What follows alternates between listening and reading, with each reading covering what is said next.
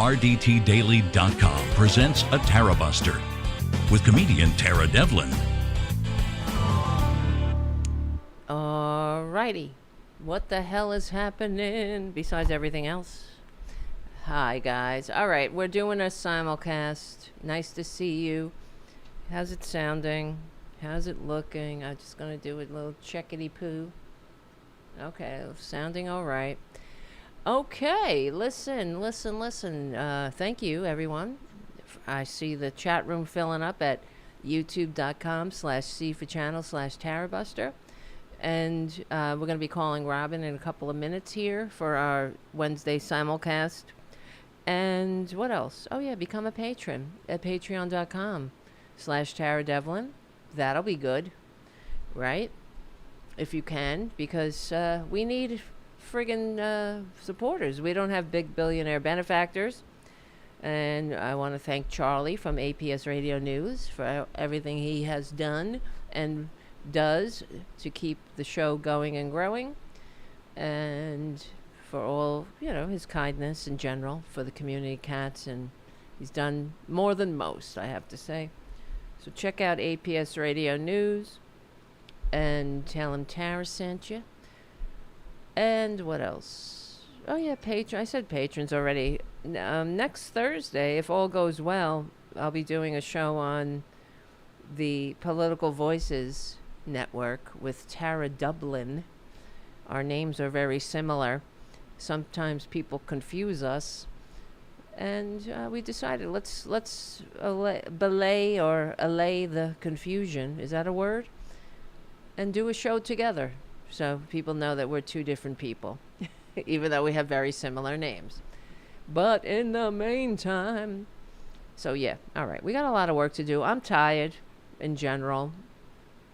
And yeah, we need patrons in general. Okay, because we don't have, if I was a conservative, we would have funding up the wazoo, that's for sure. But I'm not a traitor.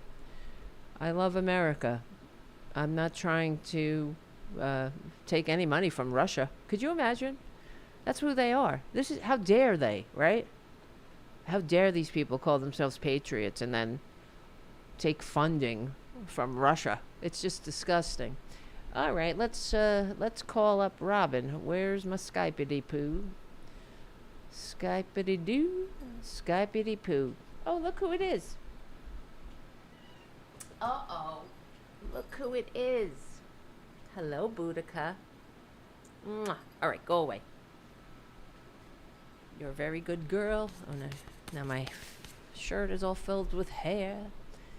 Where is it? How's it sounding? The mic is... I'm having a hard time hearing it in my own head, in my headset. Okay. Here we go. Where the fuck is the... Here we go. Okay. Calling Robyn. Ground control to... States of America, the greatest country in the history of the world, on earth, now, today, forever, in the universe, under God, amen. Yes, true. And let's see, Tara, let me get you really into the board. And there's the camera. Where's you? Come on, camera. Here we are. Hey. You're there. Okay, good. Hey, Tara. Hi, honey. How you doing? Well, what a question, right? I know, but your timing is perfect, because we were just now listening to that evil hell beast. Who? Musk? Nancy Mace. Oh, her too. They're horrible. What did she do? She's big mad about USAID trying to make people's lives better in other countries. Right. This is, you see how they all just go from one faux rage to the next, directed by whatever, bullshit manipulation. This is what I was what was I thinking earlier? Not that you would know. You're not in my brain. No, but that's what I was thinking, that how many times we've had to endure, the outrage du jour, and now it's USAID. Find me anything from any of these maggots before 2 days ago going off on USAID. Find me anything on it. I know. It doesn't exist. So now it's because they all got the memo from the dear leader. And this is all about destroying America. And that, I mean, the bottom line is, and the Democrats need to get on board and stop being so nice. We talk about this all the time, but this is the problem too. I know.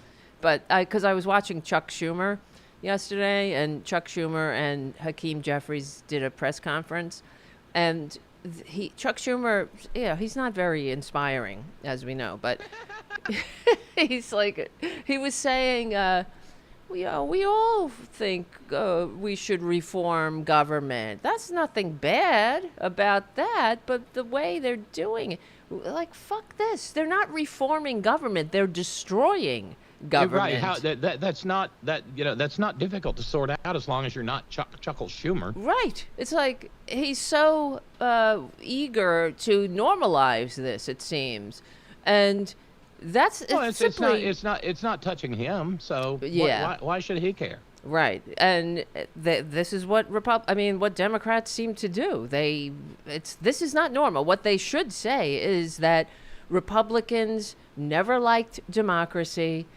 Since for as long as I've been alive, I've been hearing them go on about how they hate government. They want to drown government, kick government in the balls, drown it in a bathtub, slash it, come up, sneak up behind it, and give it a wedgie. They hate government. But what they really should say is that they hate democracy, because that's what that's what Democrats need to message.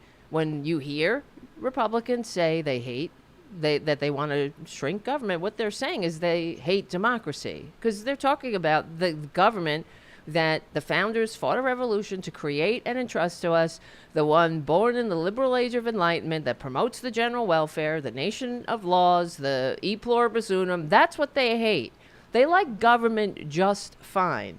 They like a government that is the same system. Only works for white men. That's men. it. The system that the founders rebelled against. And with all their flaws, yes, they gave us a progressive blueprint for a successful society. But they don't want that. And that's what, Chuck Schumer needs to get across. But I'm screaming into the wind here, usually. And that's why Democrats drive me insane. And we're to this point because Democrats have been entirely too nice in general with these Republicans, rehabbing them. Republicans, take back your party. The American people need a We need a loyal Democratic Party. Nancy Pelosi is. The American people need a Republican Party that's done so much good for America. They haven't done a fucking thing for America. I'm still trying to figure out where's that Republican good? Right. They've never done a damn and that's why the Republicans, behind closed doors, they're just laughing their asses off at these weak-ass Democrats, because they don't give a shit. They have no interest in having a functioning cooperative government. Please, they're trying to destroy it from the inside. And nothing says that more than unleashing Elon Musk in our body politic. He's like this parasite they just shoved up our ass, and now he's eating it from the inside.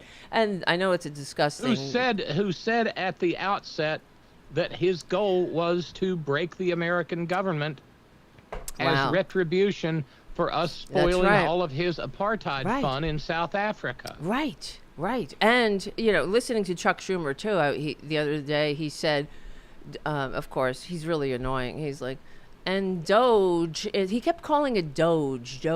And Doge is not a thing. It's not a government agency. It's not a department. It's a figment of the con man's imagination. It hasn't been created. But just calling it Doge, it gives it legitimacy. Doge is now in our system, whatever he was saying, but it was really bothering me. Because it's not a thing. Doge is not an actual department. No, it has no. Right. And it was interesting that Ro Khanna, who is the representative for the tech bros. That's his district in California. Ro Khanna missed a vote today on whether to subpoena Leon Scum. Oh, really? Why? And he caught some shit for it. Wow. Coward. Because he said it was an unannounced vote. Wow. I mean, this is... he said, Khanna said, I would have voted yes to subpoena him. They called a procedural vote without notice, and I, like 8 others, didn't make it there on time. Musk's attacks on our institutions are unconstitutional. He should be subpoenaed and answer to our committee. They should call the vote again with notice. Wow. The motion on the House Oversight Committee to subpoena Elon Musk lost 19 to 20. What? 19 to 20? Only, huh? How many? Yeah, that's the only amount? 19 yes votes in the committee, 20 no votes. Oh, in the committee. Leon because Scum he fucking missed the vote? Mm-hmm. Yeah. Yeah. Oh, wow. And Leon replied and said, unbelievable. Don't be a dick. Oh, God. He needs to be stopped legally and peacefully. I mean, what a piece of dirt, this guy. It's like we're being ruled by a man-child, an unelected man-child whose brain doesn't work right. Yeah, a sociopath. And this is another thing that I think we were talking about last week, too, but that the Democrats have to message. I don't know. I guess I'm banging my head against the wall thinking that they will. Because they seem to forever disappoint me with the simplest of tasks, but that it has to, we have to message that it is immoral for anyone to be a billionaire. There is no reason that we need a billionaire. And in fact, on the program yesterday, some of our more mathematically inclined folks figured out that Leon Scum, just with all things being equal, will be a trillionaire in the next 5 to 6 years. Fuck him. And there you go. And that's... And I know you love your Roman history as much as I do. I thought immediately of Marcus Licinius Crassus. Right. Yeah. And his little visit with the Parthians. Yes. where they satisfied forevermore his hunger for gold. Yes, that's right. His thirst for gold. We have a similar outcome, because that's one of the things I've been holding on to hope, that either he gets arrested and put in jail or deported, both. But I like the Crassus remedy even better. But really, there you go. And other, prior generations used to understand this, that concentrated wealth, organized money is just as dangerous as organized mob. Teddy Roosevelt talked about the bloated fortune and, the trust buster and limiting the power of, concentrated wealth. Thomas Jefferson. All he had to deal with was John D. Rockefeller and Andrew Carnegie. Right. But and a few others. But he was not apologetic about the priorities here, that it wasn't their bank accounts, that the United States didn't exist to make a few people very rich, that he was doing his patriotic duty. It was a patriotic imperative to break up the trusts, for progressive taxation, to tax people according to their wealth. And even Thomas Jefferson talked about progressive taxation. How do you limit how do you lessen inequality? Because that's one of the things that they were afraid of happening, to this new government, that money and aristocracy would develop and would just destroy the thing that they had fought a revolution to create. I have a quote here from Harry Truman that I just love. Republicans approve of the American farmer, but they're willing to help him go broke. That's right. They stand foursquare for the American home, but not for housing. They're strong for labor, but they're stronger for restricting labor's rights. Yep. They favor minimum wage. The smaller the minimum wage, the better. They endorse educational opportunity for all, but they won't spend money for teachers or for schools. They think modern medical care and hospitals are fine for people who can afford them. They consider electrical power a great blessing, but only when the private power companies get their rake off. They think American standard of living is a fine thing so long as it doesn't spread to all the people. And they admire of government of the United States so much that they would like to buy it. Yeah. There you go. And here we are. You know, and that's Harry Truman in what, 1950? Right. And 75 years ago? Yeah, and where's that kind of unapologetic assessment of what we're up against? Because I still haven't heard Democrats even call out Elon Musk for the fact that who the fuck is he to send anybody a pink slip, for one thing, and how dare he, you know, take a couple of zeros off the end of his bank account and nobody gets fired. How about that? Everybody has a job, everybody has a house, that's how you message it, Democrats. Yeah, I mean, he could be loved forever. Yeah, but it's like, but he doesn't care about that because his brain doesn't work right. He's a supervillain. He's a horrible person. And that's what also has to be messaged. But here's the thing. I think what we're seeing is, of course, the power of money in politics. Democrats can't serve two masters. They got to pick a side here. And I guess, you know, as far as Schumer is concerned, he's known as the senator from Wall Street. Sure. And Hillary Clinton, during the campaign, when she was vying for the nomination against Bernie, they asked, do you something about you want to be the senator or the president for Main Street or Wall Street? Remember this whole thing, Main Street and Wall Street rise and fall together? This stupid fucking canard that Barack Obama would talk about. But they asked Hillary, do you want to be the president for Main Street or Wall Street? And she said, I hope I could be the president for both. But I remember that. You can't be. I'm sorry. Wall Street, because it's not true. Main Street and Wall Street do not rise and fall together. Wall Street is doing just fine and always will. Main Street is on the balls of its ass half the time and more. And now, you know, as far as ancient Rome, as we know, income disparity in the country is worse than it was in ancient Rome. Where's the Democrats on this? Say that. It's not untrue. It's easy for people to understand. And that's why I think, you know, like this is what's so outrageous is how the Republicans have been able to rebrand themselves as the party of the little guy, you know? What fucking, I mean, are you kidding me?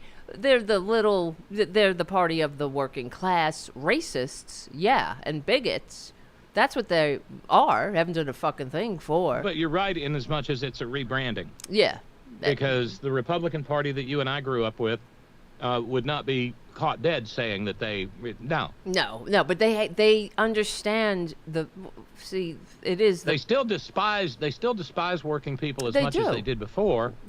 Why? How can they not despise them? That's what I always say, that they hate working people. Like Trump hates all those maggots at his rallies more. I don't hate them. God. He hates them. How can you respect these people when they're eager dupes in their own demise? I love the uneducated. Right.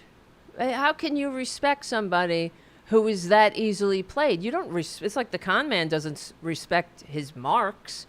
He plays them, and that's who they are. He knows. I mean, and this is what's so annoying about the average Joe idiot, because they're not doing shit for you. You think that Elon Musk is disbanding U.S. aid and Trump is trying to get rid of the Department of Education, like all these things. They're in the FBI. They're sending out pink slips to CIA agents and FBI agents and all. You think they're doing that for you, booby? Please.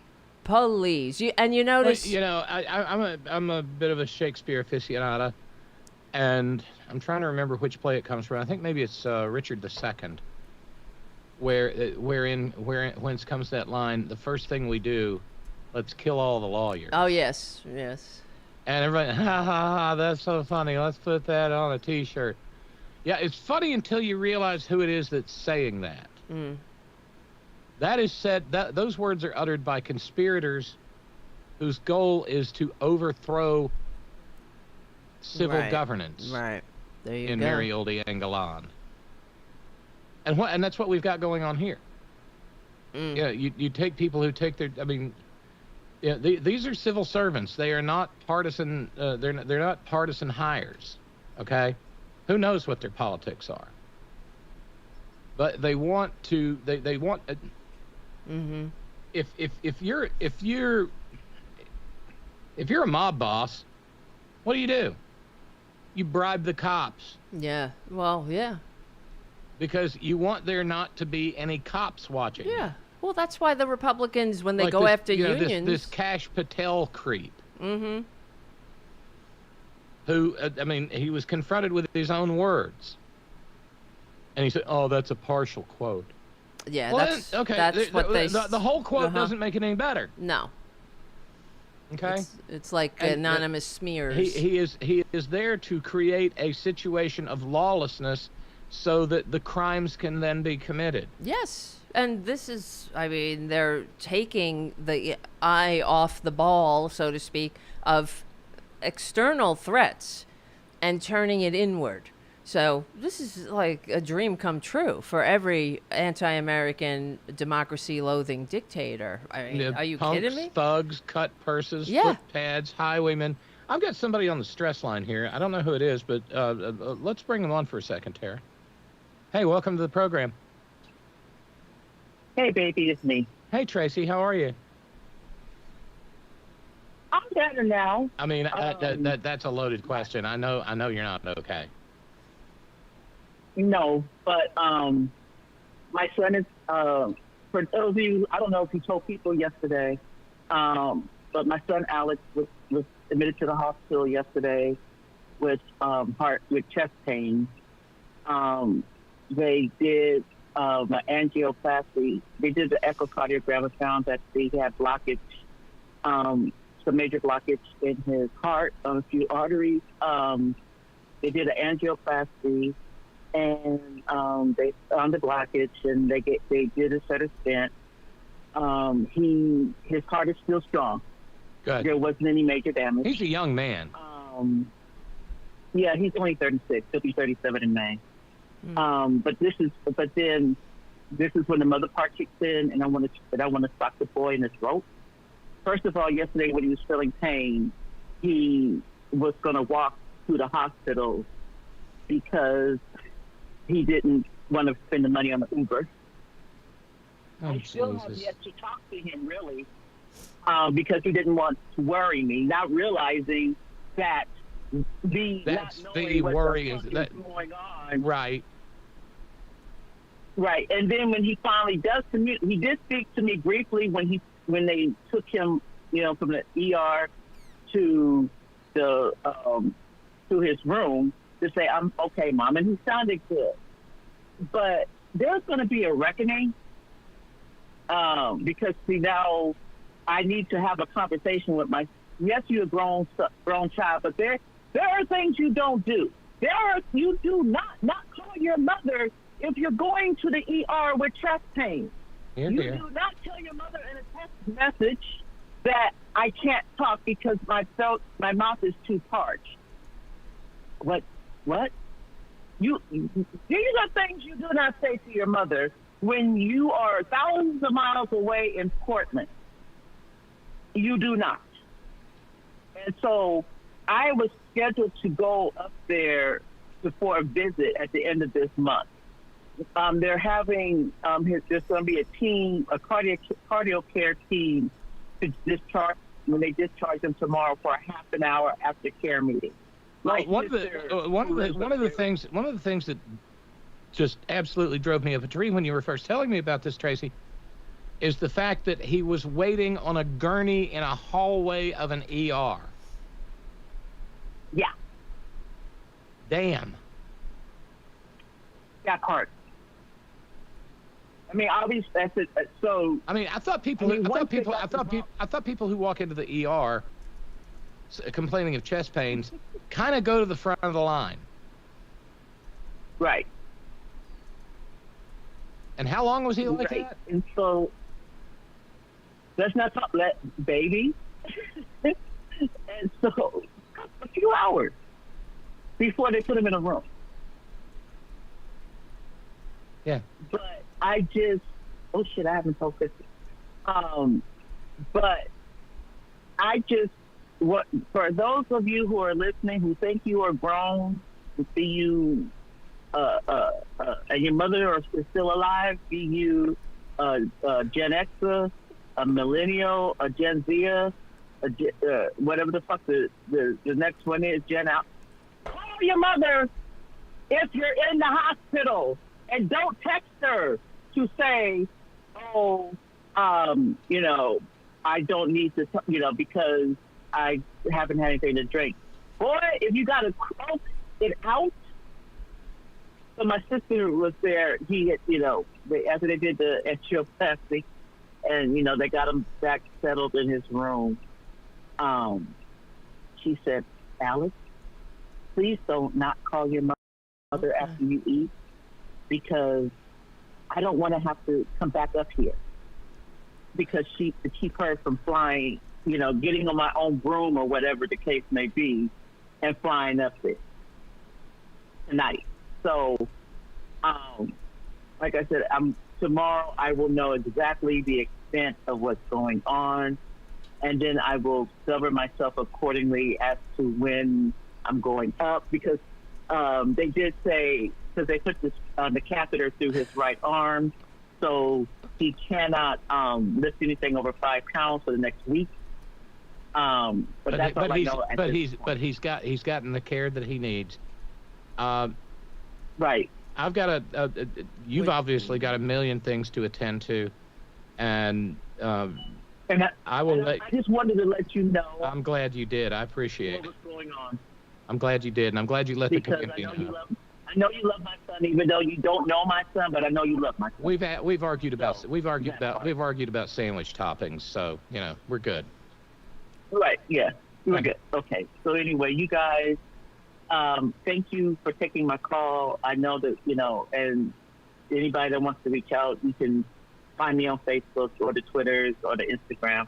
Robyn, you can tell them how to find me on Facebook if anybody wants to reach out that doesn't already have my information on Facebook. I love you guys. Love you. You take care. Take care. Just fuck Elon. I have to say fuck Elon Musk first before I go. Yes. And with a 50. With their belly up. Waiting to be scratched. I know. Right. Yeah, and hey, fuck Ro Khanna for missing a vote that would have subpoenaed Leon Scum. Well, can they do another vote? I mean, theoretically. Yeah. Right. But the MAGAt majority controls. So how did they get it to? How did they get them to do it? Apparently they did it under cover of darkness, so they knew that the subpoena vote would fail. Ah, you fuckers! Fucking Ro Khanna. What the? I'm really annoyed at this. See, this is what I'm saying. It makes you wonder. The unforced errors. Like, well, how simple is this? I thought he was one of our progressive heroes. Right. Exactly. What the hell? And that's the other thing, Robyn. But he would have, Tara. He said very plainly he would have voted to subpoena him. Oh, whoopee doopie. Well, woulda, coulda, shoulda. I mean, we could have had Bernie as a candidate. We could have had, if they hadn't kicked off millions of African Americans in Georgia and Pennsylvania, according to Greg Palast. We would have President Harris right now. We wouldn't be worrying about this piece of dirt. And who's on Twitter, this man-child Musk, going on about how everything he's doing is to save democracy, of course, to save it. But come on, you see? It's like, that's how they're evil, because they have to trick just come out and say it. You're a fascist. You're a Nazi. We see you We hear you. We see Just your sing behavior. a rousing chorus of "Tomorrow Belongs to Us." Exactly. Get your goose step on and pull. Right. And pull put the hoods on. Exactly. Just be yourself. Why do you have to pretend? And then we'll make a choice. Then the American people will make a choice. But here's the other thing about that. When I'm saying that, there are mechanisms, as you know, in our Constitution to ensure that democracy survives. And of course, they've all failed us at this point, like having an insurrectionist run and things like that. They've completely failed us because the Republican Party is there's no three branches of government here. The Republican Party is just an extension of the executive branch at this point. That's even what's his face, Mike Johnson said it, that they are there to enact the president's agenda. Who the do you have any fucking dignity, buddy? No, of course not. No self-respect at all. Right. And I would like to go back to this horrid clip from this awful woman, Nancy please. Mace. Oh God, because she's a monster. Not to rile anybody up. It will rile people up. It's triggering as shit.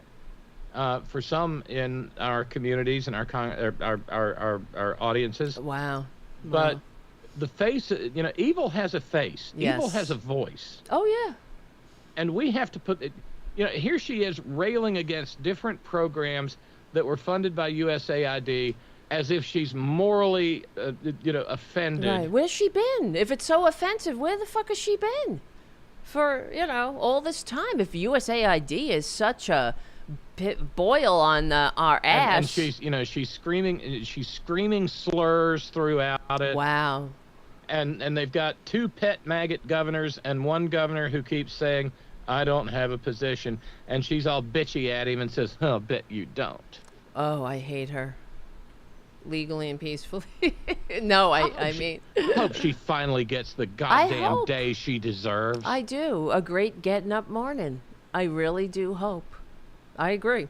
They're all horrible people. I don't get it. Okay. Yeah, I was doing the post for the podcast last night, Tara, and I got to thinking, where's a good Milanese gas station when you need one? That's good. That is good.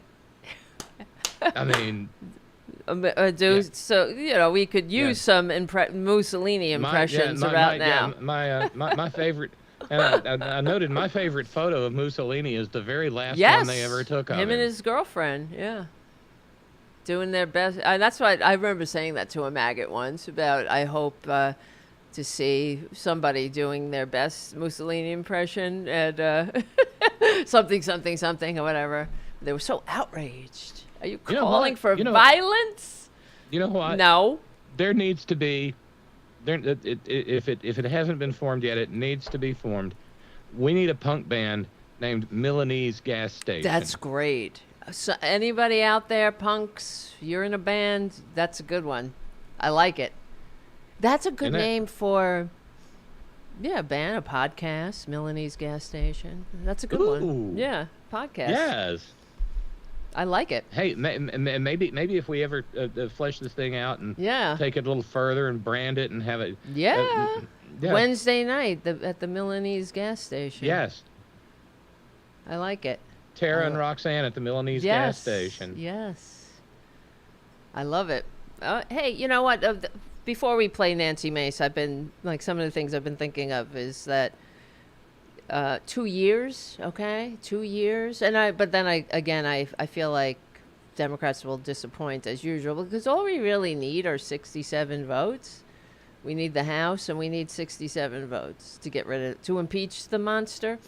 And but he's going to get impeached again. There's no way he's not going to get impeached in this next 4 years. He's a criminal. So in for a penny, in for a pound. Yeah, he can't help it. Let's help him make history again. Yes. And this time maybe the bill of impeachment will say Donald J. Trump, felon. Yeah. President of the United States. Convicted felon. That's finally adjudicated sexual abuser. Yes. Yes. Yada, yada, yada. Right. Because, the leopards are coming for the faces. And you know that there are a lot of people at the Department of Education. There are a lot of CIA agents, FBI agents, people who are getting pink slips who voted for this monstrosity. They think they're Republicans. They thought the leopards were only going to come for the trans faces, right? Or somebody else, not them. They're the good ones. But I don't think this is going to really go over that well. And what they're doing is so abhorrent that no amount of propaganda is going to paper it over. They could praise it up to the hilt all day, but the effect it's going to have on people's lives in general is going to be catastrophic. So you can't just fire everybody. What the fuck? And plus, but here we are. Yeah, exactly. But here we are. Exactly. So, okay. It's unreal. And it's all propaganda. Now, just the fact that they're going after USAID like it's this horrible thing. No one ever said a bad boo about it for years and years. I never heard, who even thought about it? USAID. Nobody really gave it a second thought. It was doing the good work of diplomacy. It was putting our best face forward in the world. But that's too much. That's too woke for Republicans. So that's too, Well, but again, as I said at the beginning of the program, Tara, the Poles were not ready when the Wehrmacht rolled across the Polish frontier. That's right. In September 1939. Yep. And because they weren't bristling with military arms in the first place. No. They valiantly fought back. They sent horse-mounted cavalry against fucking tanks and planes. Uh-huh. Yep. But it took a little while for the fight back to get rolling. We were caught flat-footed at Pearl Harbor, but and escaped with the skin of our teeth from Coral Sea. Yep. But eventually, fascism was crushed both in Asia and in Europe. And okay. Yep. It takes a little time to spool up, so a little bit of good news here. Okay. Judy Chu of California and Gwen Moore of Wisconsin, 2 Democrats from the House, decided they'd had enough. Good. And they marched their happy asses right into Mike Johnson's office and got in his face. Good. And Judy Chu said, and Gwen was already confronting Speaker Johnson about Secretary Bessent and the stealing of Americans' private information, tax information that should never be stolen and given to this billionaire Elon Musk. And so, one witness said, it was aggressive and frankly unhinged behavior. Oh, did he come out in a cast? Because like Nancy Mace, because somebody shook her hand. Yeah, right. Yeah. Did he come out limping? He was in a body cast. Oh, they're so. Then speaking to Tiger Beat on the Potomac, Politico, that witness said, the speaker was more than gracious and allowed the members into his personal office to hear their concerns. Well, fuck them all. We should all be in his office. Milanese gas station. Yeah, that's it. I mean, this is how democracy dies, through the evil cowardice of a closet case. And now we know a little bit more about this subpoena of Leon Scum. It got real nasty in the Oversight Committee today. Jerry Connolly moved to subpoena Leon Scum. He's not just sitting around. He's doing his damn job. And there was sure enough, full-on conniption had by the maggots. Chairman, I think it's outrageous that this committee will not even entertain a no, you state your Chairman, that's not a point of order. No, I agree. Dismantling our federal agencies.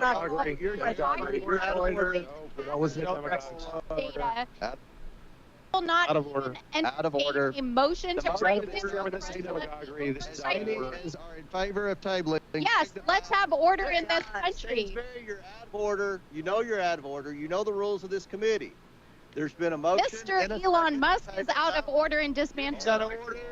I call the question. There's been a motion and second. Yeah. Wow. And so, they got.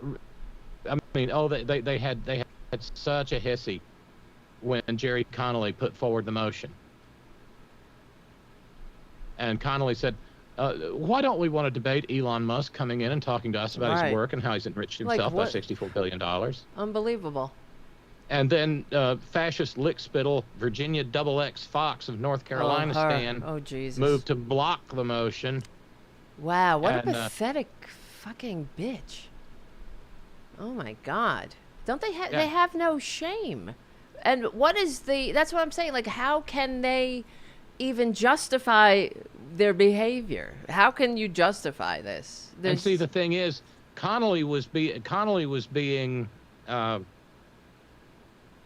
clever, strategic, because a bunch of the maggots on the committee who comprised the majority weren't there. Neither was Ro Khanna, of course. But Maxwell Frost said, "I'm in oversight committee right now. Ranking member Connolly just called for a vote to subpoena Elon Musk. Republicans outnumber us on this committee, but many aren't in the room. We'll see who wins this vote. We deserve transparency and answers." And then he added, Republicans ran into the room to shield Elon Musk from having to come and speak to Congress. Well, they want their billionaire takeover done behind closed doors. The people deserve transparency. No one elected Elon Musk. Nope. Fuck him.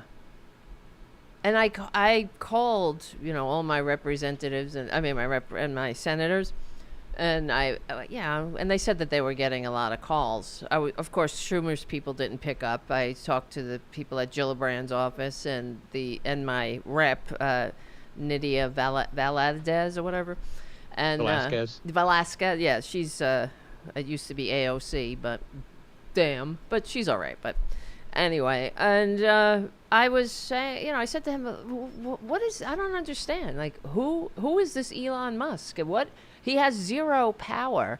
He's not an officer of the government. He's not, the stupid Doge is not an actual department.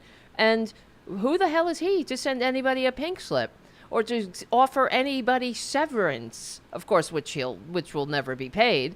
Right, and they're going to get stiff. Yeah, if anybody is simple enough to. If you're dumb enough to believe it, yeah. Trump, ask the employees of whether they got severance in the Trump organization. How would you like to trade me your civil service job for these three magic beans? Yes, and Elon Musk promised the moon.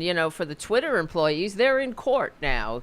Different class action lawsuits from the executives and the average workers trying to get their severance that they were promised from this fucking parasite. And that's who Elon Musk is. He's a parasite. But I asked them, what authority does he have, and why isn't he in jail when he goes into a government organization, an actual department that's with funds allocated by Congress? Who the hell is he to stop any funding? Who is he to demand anybody not go to work? So I don't get why he's allowed to simply run rampant through our system. He's got no power. It might as well be me going booga booga, go shut down, MAGAtVille. And where's the authority? And that's what I asked him. Why isn't he in jail? But of course, when you have everything, you have all three branches of government and the Department of Justice. But then again, there could be state officers that go in and arrest his ass. Something has to be done. Who is this fucking guy, right? I don't get it. Why? And in fact, for example, when Trump signs an they're trying to concoct this bullshit executive order to disband the Department of Education. That's not how it works. I'm not a scholar of the Constitution, but I do know that he doesn't have the power to dissolve an agency that was created through legislation and funded by Congress. He doesn't have the power to do that with his little Sharpie. What the fuck? Why don't people simply ignore it? And then, that's what needs to happen. People say, what is he saying? He's got no power to do this. But then everybody it all goes into chaos. Don't come to work tomorrow. What are you talking about? You don't have no fucking power. Like somebody's going to tell me, don't do this, don't do that. But okay, whatever. Okay, well, boomer. Here it is in condensed form. Connolly said Republicans ran into the room to shield Elon Musk from having to come and speak to Congress. They want their billionaire takeover done behind closed doors. Yeah. The people deserve transparency. No one elected Elon Musk. And, that was Maxwell Frost. I read that a minute ago. And then Connolly followed up and said, you read that right, blocked without debate. If Republicans are such big fans of Elon Musk's hostile takeover of our government, why are they so afraid to hear from him? Because they know the American people, aren't going to like what he has to say. That's it. And Leon Scum, let's remember, is such a fuck up. He cannot, he really can't appear in any kind of a hostile forum, because then his fucked up brain will fuck up in public. That's and right. And for all we know, he'll be like, he may beat Daddy to the punch, and tear his clothes off and start playing with himself before I hope so. Nero does. That'd be great. And so here's how they, and Connolly said they will stop at nothing to cover up Elon Musk's lawlessness. And so then Chairman Comer said, Comer Pyle, of course, Shazam! Democrats are hyperventilating and sensationalizing the Trump administration's efforts to advance necessary reforms, continue working with the Department of Government Efficiency on solutions to make federal operations more efficient and effective for all Americans. All Americans? I doubt it. And here's a little bit more of the chaos that took place. Mr. Chairman, why don't we want to debate Elon Musk coming in and talking to us about his work and how he's enriched himself for $64 billion? Mr. Chairman. Mr. Chairman. Chair recognizes Dr. Fox. Thank you, Mr. Chairman. I move to table the motion. There's I second. a motion to table. I There's second. Second by Mr. Higgins. Eat Point my of order, ass. Mr. The motion is not debatable, as many Point of order, Mr. are in Chair. favor of tabling. Point of order, state your point. Mr. Chairman, I think it's outrageous that this committee will not even entertain a motion. No, you state your. Chairman, that's not a point of order. Break the law. Dismantling our federal agency. Data. And he will not entertain a motion to bring this This is in favor of tabling. Yes, let's have order in this country. You're out of order. You know you're out of order. You know the rules of this Out of committee. order. There's been a motion. Mr. Elon Musk is out of order and dismantling. I call the question. There's been a motion and second. Motion by Dr. Fox, second by Mr. Higgins. Dr. to Fox? table. All She's those a in doctor? favor of tabling, No. signify by saying aye. What? Aye. Why is he calling All her those that? That's why I opposed was like, signify by saying no. She was a shitty teacher who needed a Congress job. is she a doctor? In the opinion of the chair, the ayes have it, and the motion Mr. is Chairman, tabled. I ask for a recorded The vote. recorded She has an vote is ordered. doctor in education. Yeah. Dr. So, Fox. democracy and demagoguery. Yeah, horse shit. Wow. Well, that's what Uh, has to happen every day, really. And has to- this was the same hearing where Nancy Mace did her, and we're going to deal with this yes, horrible bitch I yet, know. Okay? Please. No. You have no idea, right? Okay. USAID awarded over $70,000 to a group to deliver a live musical event to promote the U.S. and Irish shared values of diversity, equity, inclusion, and accessibility. Does this advance the interests of America? No position. Who is she asking No these position or questions no to? clue. Three governors. USAID awarded $1.5 million to fund strengthening community support structures to upscale LGBT rights advocacy in Jamaica. Does this advance our interests? Yeah, it does, No. bitch. No. It does. No position. No. USAID awarded $28 million to a group to facilitate the economic insertion of Venezuelan migrants and refugees in Peru and Ecuador. Does this advance our interests? No. Yes, yes, yes. No position. Of course, I'm sure that everything. Okay, It's USAID the devil's in the awarded details. $17.5 million to fund voluntary medical And male she's a liar. circumcision overseas. Does this advance America's interests? No. No. No position. I don't know what circumcision overseas has to do with America Well, First. let me either. look this up. I doubt it's USAID true. awarded nearly $150,000 to fund. Funny she doesn't call it Yeah. child genital mutilation, though, isn't it? Yeah, When well, it like, is. you know, like what Trump is going on about, that Hamas, we're giving Hamas 50 million for condoms.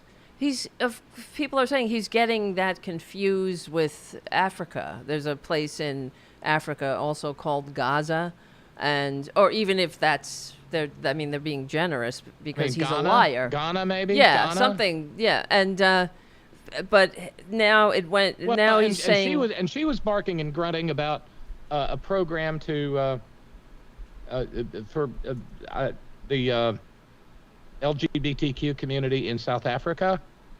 Mm. You know who started the initiative to try to reduce the incident of HIV in Africa? You know who did that? That was George W. Bush. Yeah. Right. Mm-hmm. So even even he. Right, and the he was man very the proud man of that. The man who ordered the slaughter of 1 million innocent Iraqis. Right. Tried to do Even something he good. That doesn't advance America first. We want more of the queers to die. Just say that, Nancy Mace. You horrible. Yeah. Mm. Yeah. She's a horrible fucking bitch. She's a horrible bitch. So let me see. USAID provided technical and financial support for scaling up 14 priority countries.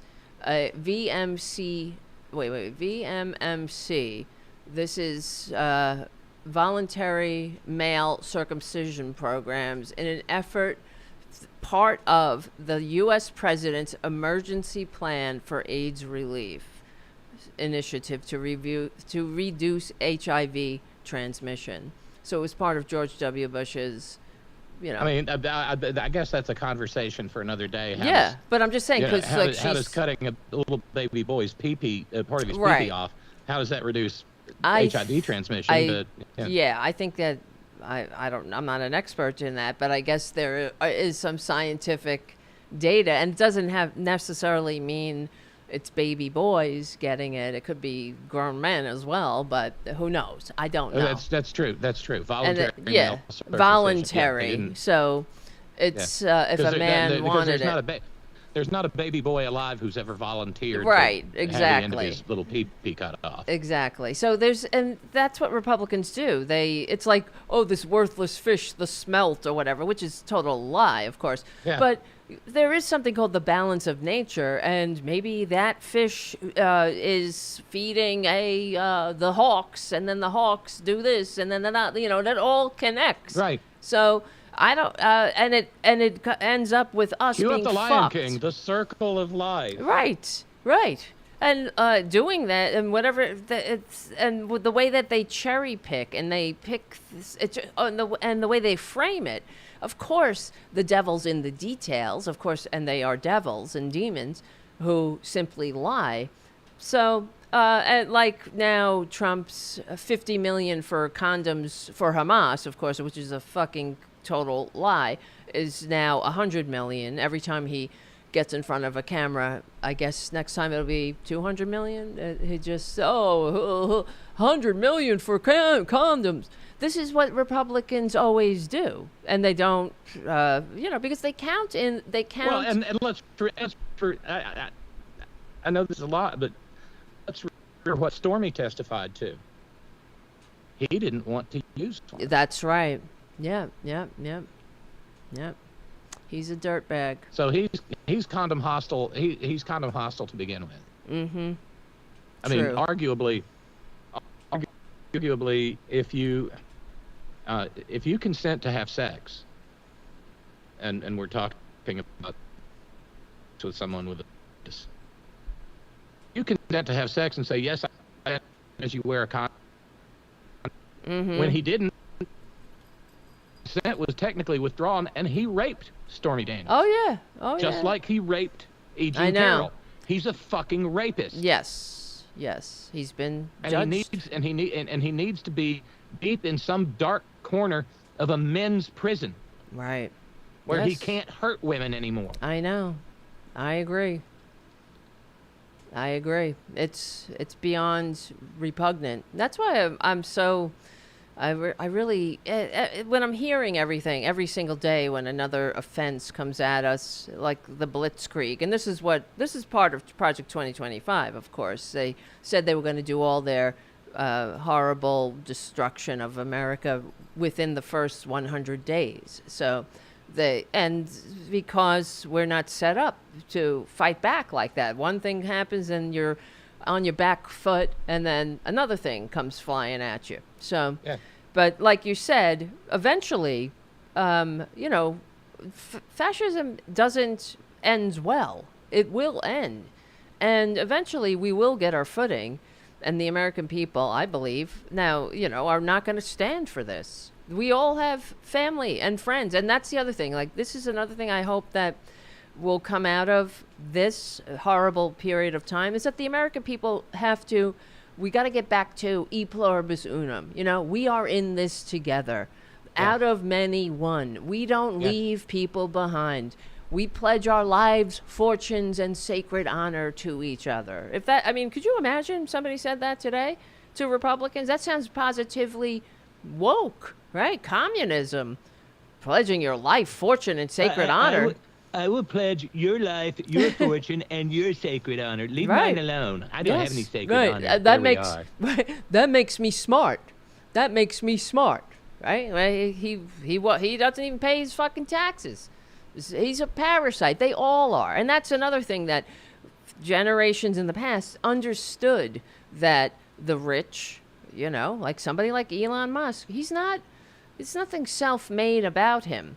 He is a parasite who sucks on the American teat. He sucks on the taxpayer teat. He's a grifter, a con man. He's never created anything. He has never invented anything. No, he has not. Never developed anything. That's right. He is just a parasite. He really is. He's jumped onto things that have already existed. He bought into it. He had his daddy's trust fund. Same thing with Peter Thiel. Yeah, from the apartheid wealth. Yes, that's right. So what has he done? He's been a good brand marketer, like Republicans have to be. They have to be good at branding because they have nothing else to offer the American people. But how many times, I'm sure you've heard it too, watching Morning Joe, listening to Willie Geist, he would always bring up how Elon Musk is a genius, and why doesn't he just stay in his lane and be an innovator? He's not a fucking genius. Oh God, there was that. Yeah, and I had the clip from CNN. I guess it was earlier this week, maybe late last week, of some upper class British twit. Oh no. Opining about the genius of Leon Scum, and what genius? I say, why can't he be tasked with perhaps, I don't know, eliminating homelessness? Yeah, he's not a genius. That's why. He's not a genius. He's not an innovator. What genius has what you said? What did he say? Suck my dick or something like that? Or don't be a don't be a dick. Don't be a dick.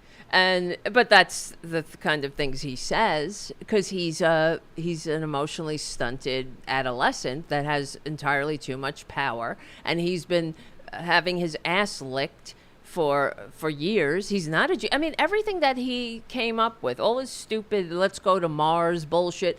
I could say let's go to Mars. The only thing he's doing, and in fact what he does, is make things worse because of his unrealistic expectations. He will make people work, like he says, hardcore, like at SpaceX. That's why rockets are exploding and whatnot, because they're doing things that it's not ready. But they push them, and they push the actual scientists, and I guess the scientists are like, oh well, fuck it, and then the shit explodes, and he's like, he thinks this is part of progress. How many rockets exploded in the in the American space program. It was pretty rare. We had a few, especially early on. Not like this. When we were first sorting out the tech that Werner von Braun brought with him from Nazi Germany. Right. But yeah, let me check in with a little bit of email here. Back to Caroline Leave It Alone. Billable Rick said, it all makes sense now why Caroline Leave It Alone is working as the press spokesliar for Nitwit Nero. Oh, jeez, yeah.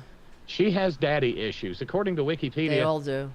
Leave It Alone is married to Nicholas Riccio, a senior citizen and real estate developer, 32 years her senior. They're all, wow, so they her all got husband's issues. 59 years old. Caroline's a mere 27 years old. Oh, God, there's an Eagles lyric for everything, isn't there? Yeah. A rich old man, and she won't have to worry. She'll go out all in lace and dressed in style. That's incredible. Wow. How did she get involved with Trump? Where's her in? You know, she had to know somebody. Well, that's probably daddy. Yeah. Wow. And from Mike in Cascadia, laws and a man for all seasons. William Roper. So now you give the devil the benefit of law. Sir Thomas More. Yes, what would you do? Cut a great road through the law to get after the devil? William Roper. Yes, I'd cut down every law and into that. Sir Thomas More. Oh, and when the last law was down and the devil turned around on you, where would you hide, Roper, the laws being all flat? This country is planted thick with laws from coast to coast, man's laws, not God's. And if you cut them down, and you're just the man to do it, do you really think you could stand upright in the winds that would blow then? Yes, I'd give the devil the benefit of law for my own safety's sake. Wow, I'd forgotten about that. Yeah, thank you, Mike.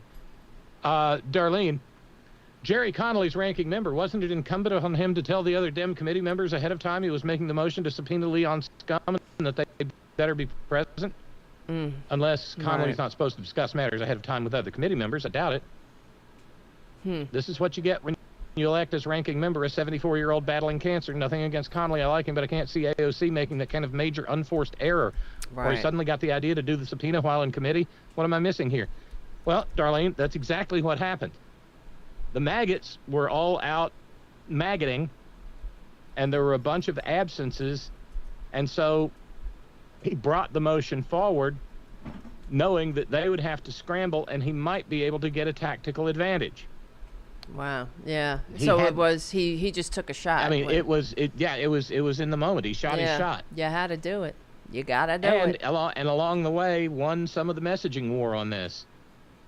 Why is this committee afraid for the American people to hear from the man who's wrecking their government and stealing them blind? Right. And that's why I can't handle it. Who is this asshole? And every time the Republicans say, "Oh, this Department of Government Efficiency," the Democrats need to say there is no Department of Government Efficiency. It is not a thing. It's not created through Congress. He has no authority. And so stop legitimizing this for real.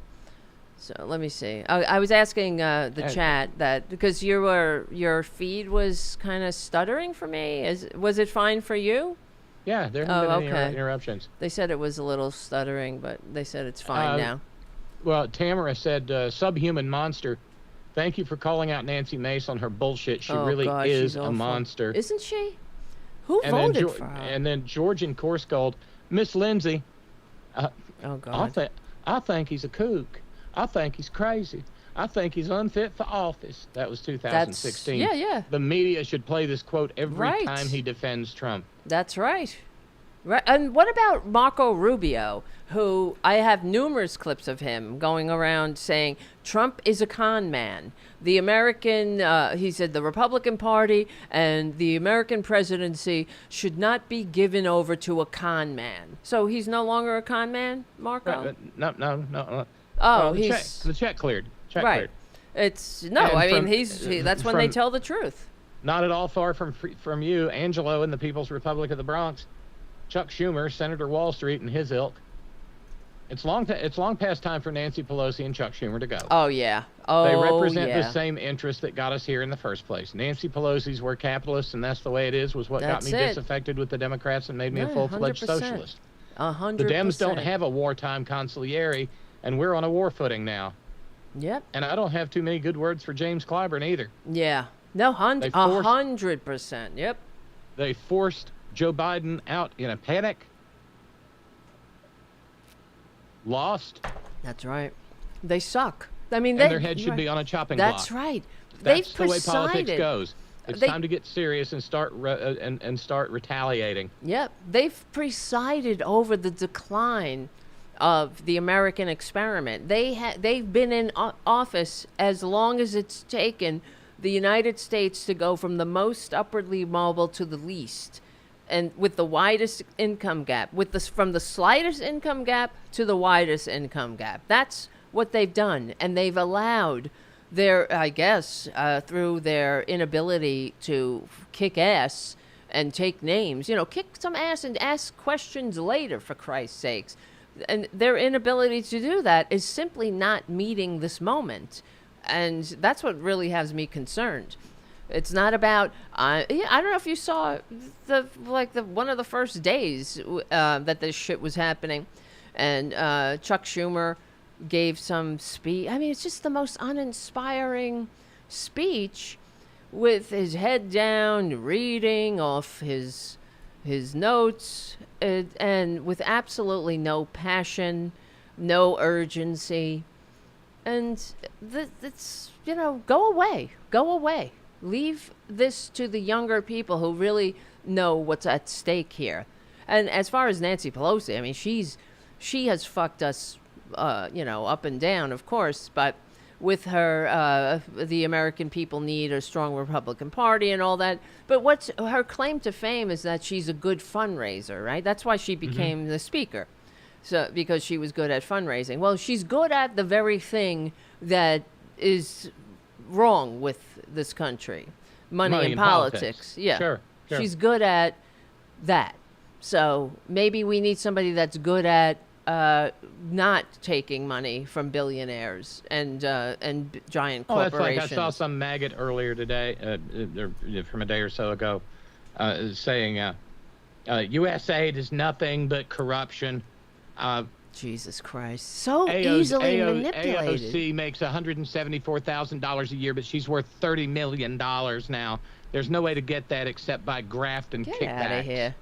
AOC saw it and said, it's a fucking lie. Yeah. I'm one of the brokest members of Congress. I mean, for real. I don't take that shit. That's right. She doesn't take corporate money like Bernie. That's who she emulated coming up. That's one of her mentors. And part of being in the Progressive Caucus is that you have to not take PAC money, corporate PAC money, apparently. Right. So, which should be, but I do understand that this is the system we have, but they're at least trying to work around it, and as well as within it. And it's only human nature, of course, to dance with the ones who brought you to the dance. Right. Yeah. So who are you going to dance with? And just like anything with your boss or at work or whatever, you don't want to get on your boss's bad side. That's why they're not working for the American people. The American people just don't have the bank for these assholes.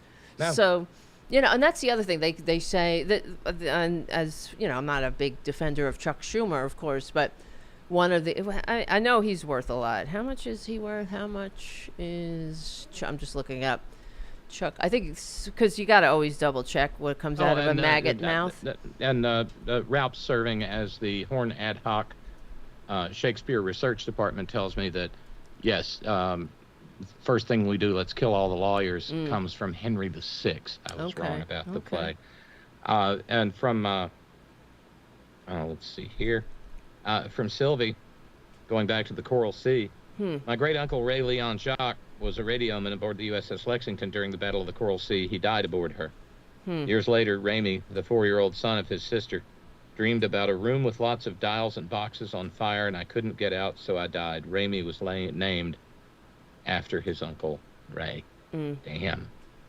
Wow. And yes, Gaza is a province, Stephen New York tells us, in Mozambique. Okay, there you go. So, yeah, he might be... but they... whether it's deliberate, whether somebody said Gaza... Well, I mean, but he's a goddamn dummy. Exactly. He's a goddamn dummy. This is the same guy who thought that because people were seeking asylum here, they were crazy people. Yes, of course. Because they, you come from an asylum. At best, he has the vocabulary of a third grader. That is so funny. That is so funny. I didn't realize that. Yeah, you're right. That's why he says they're emptying their mental hospitals to seek asylum here. Yeah. Oh, fucking make it stop, right? I know. It just makes my brain ache. And by the way, I need to mention we are $35 away from being fully funded for this program all the way through the third broadcast day of February. $35 knocks that out. If we can do it, it would be great. Because I'm paying bills to a fare thee well. Oh dear God. And the hits just keep on coming. The indignities, the insults, the vulgarity. The maggots just came and evicted the former head of the Coast Guard, the former commandant of the Coast Guard. Oh, no way. What? Yeah. That woman or whatever? What did they do? Yeah, Linda Fagan. Yeah. What did they do? They evicted her from her house, her government housing, and gave her 3 hours. Oh, that's lovely. Aren't they fucking amazing? See, this is why I hate these Republicans. They're just such petty This woman is scum. a 4-star admiral. Right. What did she do? A 4-star What did she admiral. do? She is. She's done more for this country than any of these maggots would ever dream. And an excessive. She was fired for excessive focus on diversity, equity, and inclusion. Oh, so that's why they're just horrible people. They're absolutely horrible people, and they hate America. It's about hey, Chuck Schumer, try to keep up here. Yeah. Well, because I was looking on the sometime. Wait, are you there, Robyn? I think you're frozen. Yeah, I'm here. Hold on. I'm here. Oh, okay. I'm here. When I was looking on the conservative Reddit page, which I do sometimes to check in and see what the maggots are doing. Yeah, those people are completely unhinged. Oh yeah. But I don't know if you see. Wait, something is my. I think I'm frozen. Shit. Oh okay. shit. I mean, you're still moving at least in our Oh, call, okay. So it must be, Let me call you right back. It must be a software thing. Okay. Yeah, let me call you right back, okay? I'm just gonna hang up and call you right back. Yeah. Okay. Okay. It's all good. Oh, Rob, come on, people. Shit. All right. Let me call Robyn. Yeah. Everything was getting all jumpy.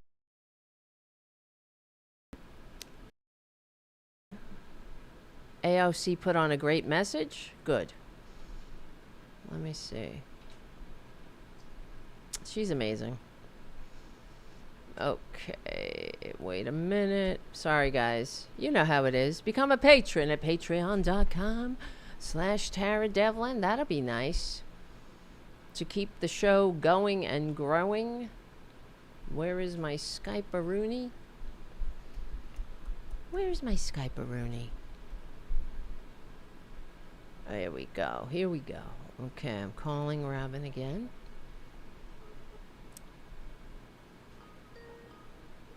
Bing, bong, boom. Is having the beginnings of a brutal outbreak of, guess what? Yeah, Ebola. They've had 8 people die, and the first confirmed case was a nurse at a hospital in Kampala, the capital. She got Ebola on January 20th or 21st, died on January 29th. There are now 6 confirmed cases and 6 suspect cases. But, Nancy Mace wouldn't want to do it. No, let's let Ebola run rampant, okay? What? Who votes for Nancy Mace? Dr. Atul Gawande, a former USAID Global Health Director, speaking to CBS News this past Monday, said, "What we're talking about are disaster relief workers. We're talking about health workers and people who are doing good and protecting America around the world." Oh well, as a result of the failure, the monstrous failure that is the Trump maladministration, USAID and those people working to control Ebola, they've been understaffed for contact tracing and screening of departing international travelers in Uganda, and that's because most of the people who do that work have been laid off or ordered to stop. Scum. Wow. And what the I don't get it. This is what I'm saying. Like, how many people? These are millions of Americans. These are our fellow Americans. How is this making the economy great again? How is this going to reduce the price of eggs? You know what puts America first, Nancy Mace, you goddamned idiot? Not letting Ebola get on a plane in Uganda and fly to the United States. Right. Well, it'll probably come to... God damn it, lady, if it does, I hope you're the first one to fucking get it. I hope so, too. But they don't care because it'll come to the blue states first, because they're not going to fly directly into Tennessee or whatever. No, they'll come to New York. There's no nonstop from Kampala to busted knuckle Kentucky. Exactly. Nobody wants to go... no one's dreaming, the moon over the meth lab, right? Yeah. It's true. But remember when Nancy Mace, this is how we know she's evil. When she was, I remember when she was supposed to be a moderate, right? She was supposed to be the voice of reason. But there was no money in that. Right. That's right. She's like Kristen Sinema, who's entirely up for sale. Like, she was a progressive, and then she's just a bought and paid for, sex worker, to say, no offense to sex worker. I mean, she is just a whore, Kristen Sinema, and not in any way a progressive. And then there's John Fetterman. Oh, him. What happened? Is it the stroke? I don't understand what happened. No, it's the check cleared. Yeah.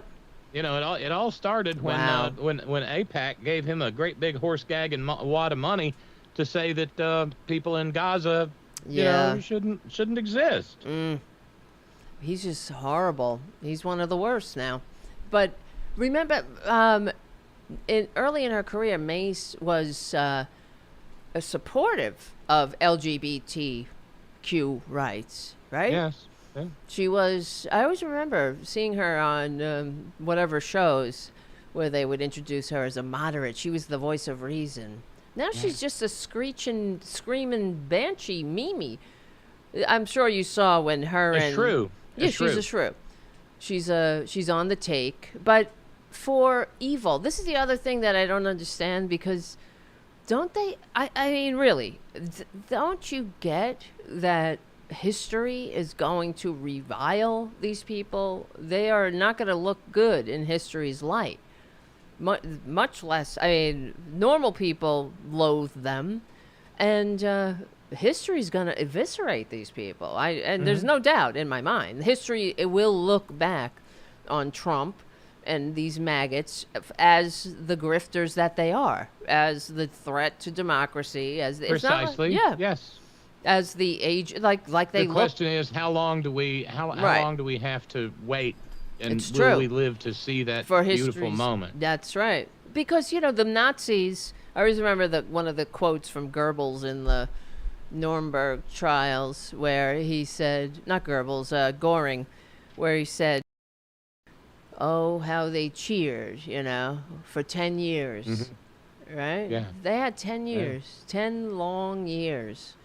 And by the time they were done, 85 million human beings went to their cold early graves because of them. Mm-hmm. And by the time this crew is done, we can't even the damage that they're gonna do. I don't really even want to think about it. But when your friends are appalled and enemies, America's enemies, the dictators of Earth, the authoritarians, the democracy-loathing, Putin, Xi, when these people are happy, I don't understand how the average Joe, Republican dupe, can justify it, but they do. Well, so, because cognitive dissonance is the name of the game, Tara. Right. Okay. They can hold two conflicting ideas in their heads. In yesterday's program, I noted that there may be, a crack may be appearing in the MAGA wall, because now at the Waffle House there's a 50-cent surcharge on every egg. Oh wow, really? Yeah, they won't put up with that shit. But again, Caroline Leave It Alone was out there last week saying, well, egg prices haven't come down yet because Joe Biden killed all the chickens.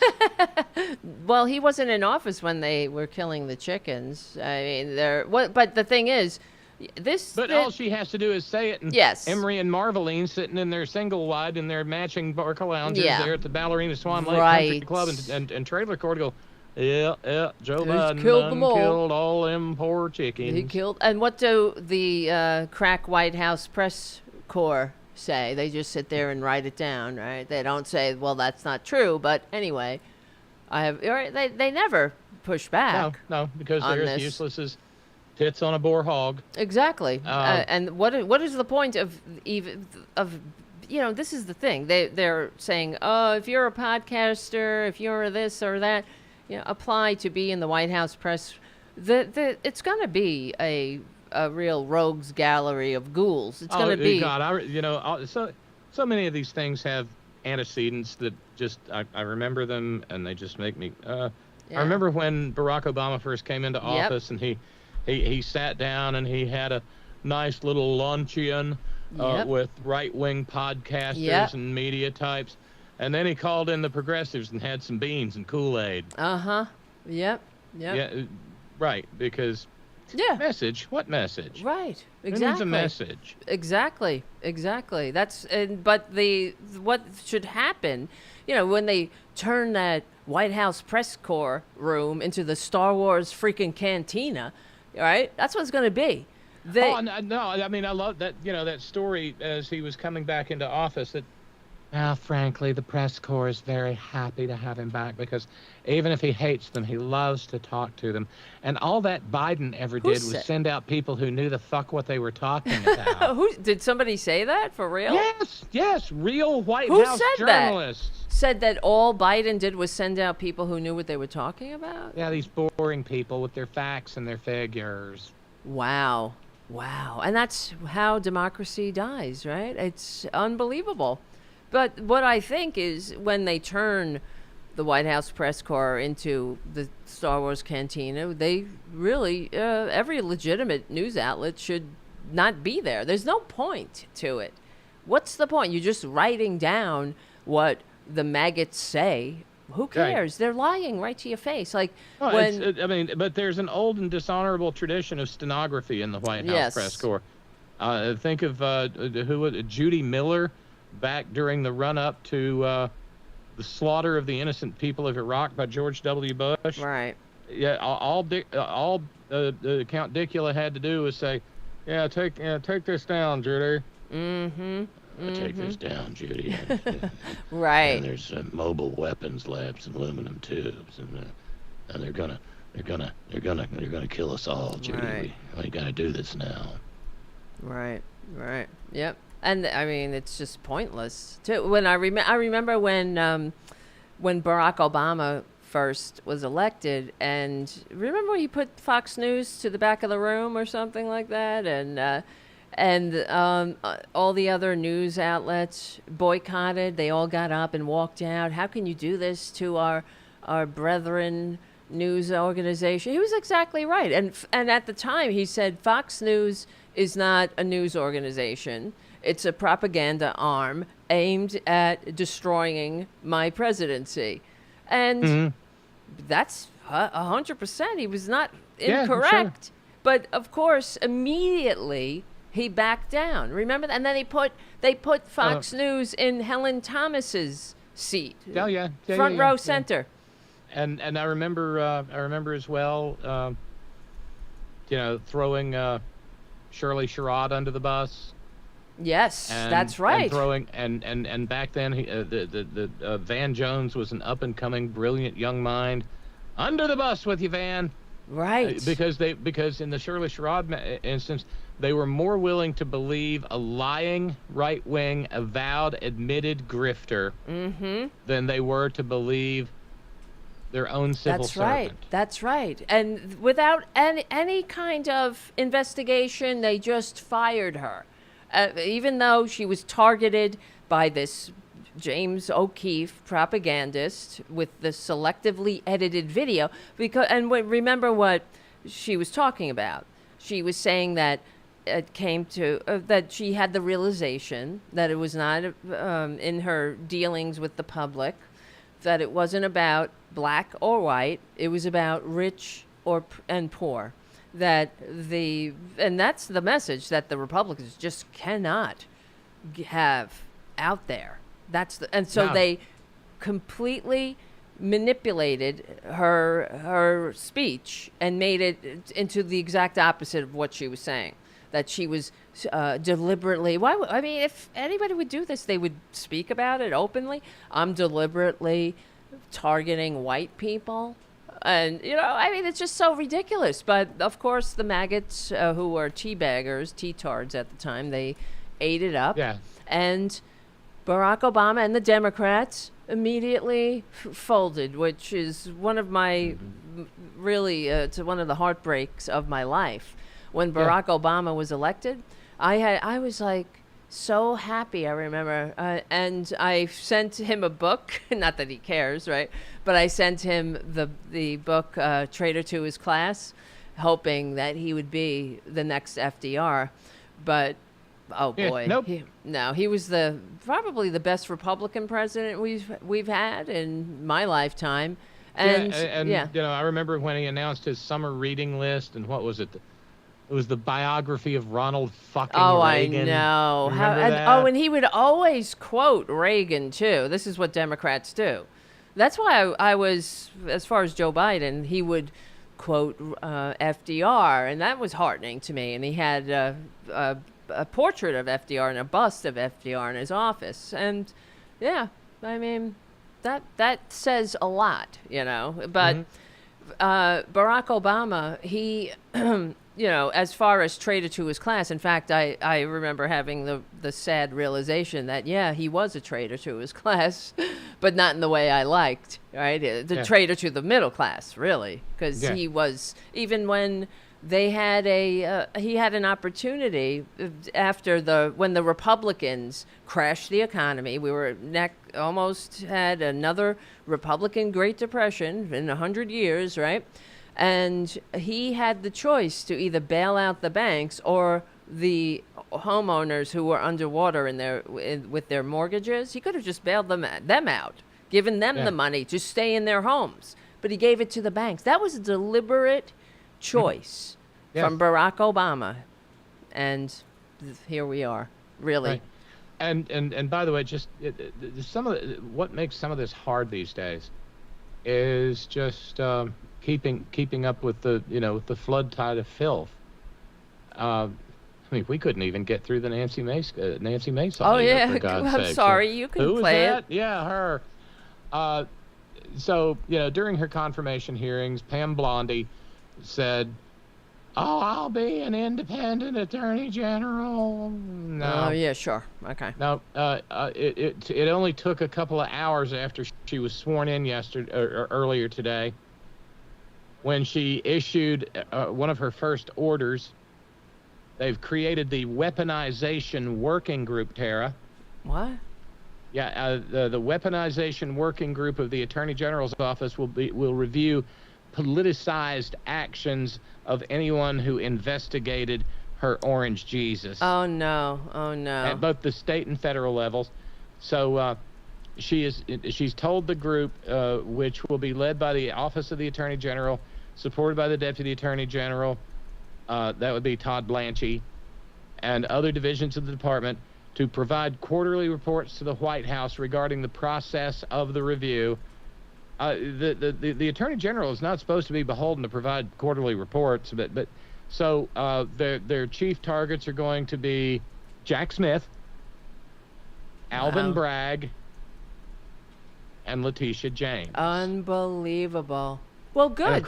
And of course, this comes on the heels yesterday of Letitia James joining the 14th Amendment lawsuit. Wow.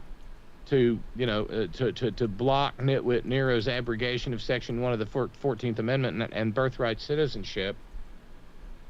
They're going to be looking for prosecutorial abuse in the J6 hostages. Yeah, okay. Good. On some level, good. Let him come for Jack Smith. He's got the fucking receipts. Okay, now I know it's easier for me to say because at this moment they're not coming for me, but let him. I can't remember in Biden's 11th hour pardons. Did he pardon Merrick Garland? I don't know. Let me look it up. I don't know. Did Biden pardon Merrick? Fuck Merrick Garland. Oh my God.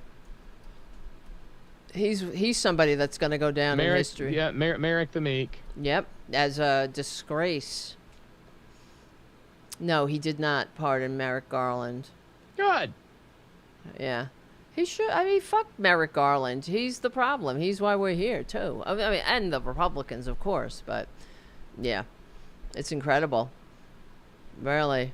And, yeah, okay. Let him come. It's all just so vile, just so vulgar. I can't wait. Well, you know that because Jack Smith, see, this is the thing. This is the other thing that I wish that Biden hadn't pardoned the, Liz Cheney and all the others who are on the J6 commission or committee, because let them come for them, right? Let him come because let's get all the evidence out there again. He's got no leg to stand on. He's a fucking traitor who sent a mob of fucking traitors to shit and piss in the Capitol to hang the vice president and stop the peaceful transfer of power. That's who he is. All of the above. Yeah. And let him come. That's why, as far as Jack Smith, go after Jack Smith. But of course, they'll do it in the darkness, right? They won't do it in the light of day. Oh, they don't have the courage to bring an actual prosecution, because the judge will actually give, if Jack Smith wants it, will give Jack Smith his rights. Yep. To testify in his own defense. That is right. And then God knows he still has the data. Oh yeah. Pretty sure. He knows Trump is a traitor. He can use that in his defense. Oh, I was my prosecution of Trump was unfounded. Okay, here we go. Look at the evidence. Here we go. Exactly. That's why I'm talking about. And they are fuck ups. They are fuck ups, Tara. Yep. And they may fuck Trump up worse than he already is. Well, I think it's sort of like when the Traitor Trump con man convicted felon was trying to use taxpayer money as his own personal extortion funds with Ukraine, right? Because it's what he said to Zelensky was, you don't have to do the investigation, just announce the investigation. That's what he told him in the transcript. You don't have to do it, just announce an investigation. So maybe that's what we're witnessing as well. Nice little country you got there. Uh-huh. Yeah. Shame if something happened to it. This is interesting and disturbing. I just got this from Dave number 11 out in Humboldt. And I just checked and no, couldn't see it. Let me, I can't see my screen here.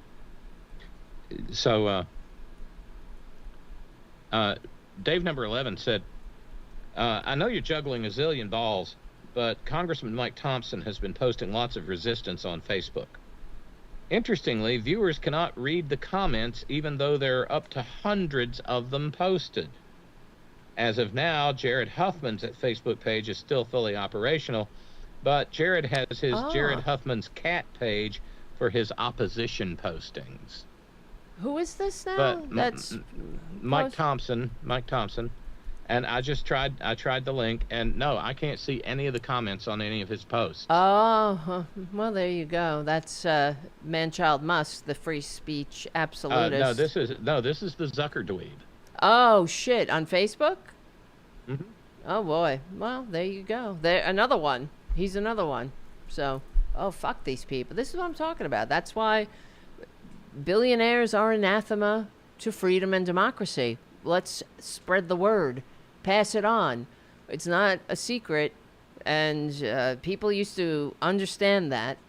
I guess we needed another lesson, because that's why we had progressive taxation and an estate tax, things like that. So and that's why when one of the things that in the Traitor Trump's tax scam was the elimination of the estate tax, which the estate tax is a tax that prevents the development of an aristocracy, an intergenerational aristocracy. Why the Democrats don't message that, of course, is another one. Because they don't understand it, because they think it. I mean, it applies to them too. Right. And they're rich Democrats, and they don't want no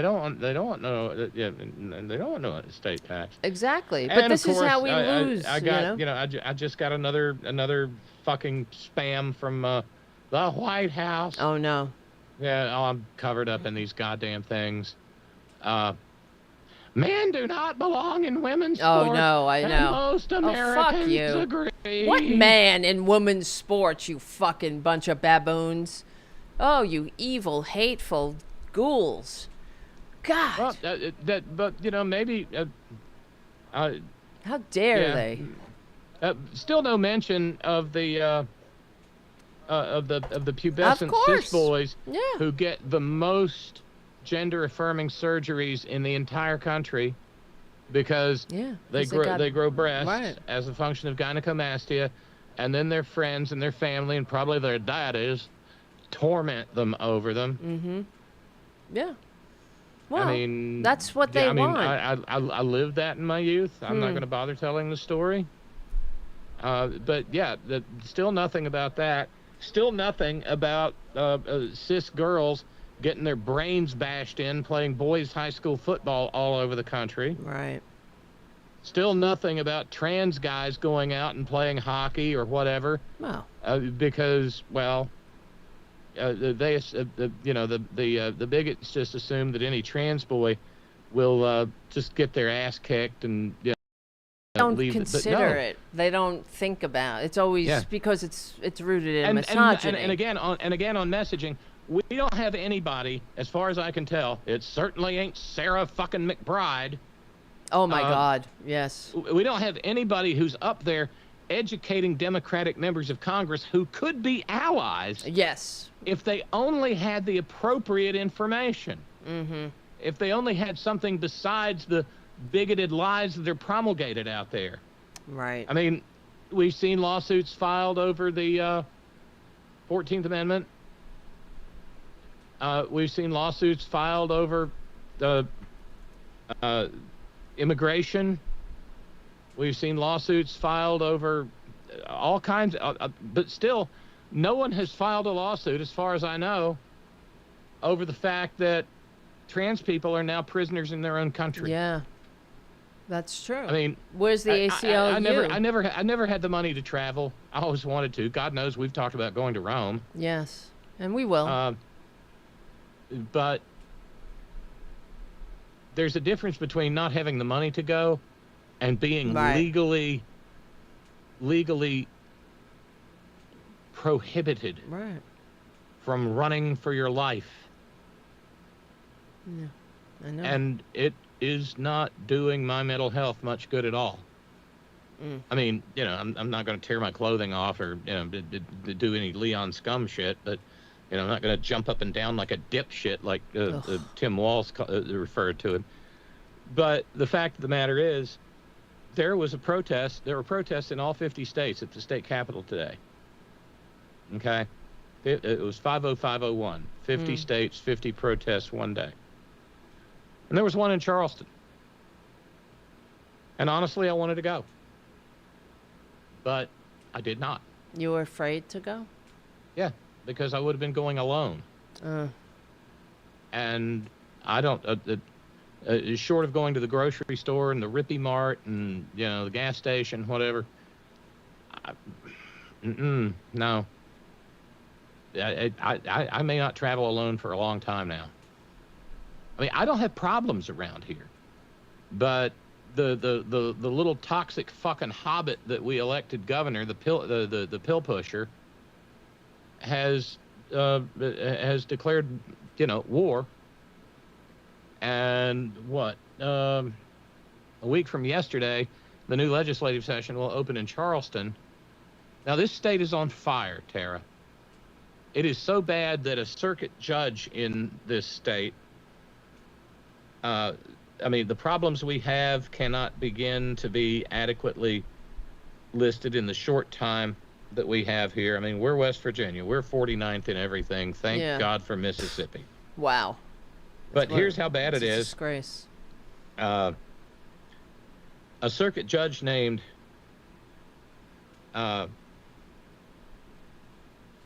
Timothy Sweeney has compelled officials from our Department of Human Services in this state to get out of their goddamned offices, come to his courtroom, and accept assignments as child protective service workers, because we can't fill those jobs. Yeah, we have children die. Yeah. Foster care can be a death sentence in this state for a child. But what I was going to mention is a week from yesterday, they will gavel in, and I have no doubt that one of the first bills filed will be to make sure that I can't go pee-pee in the Capitol. And the next bill filed will make it a felony for me to be within a half a mile of a school. Just a human being alive. Mm-hmm.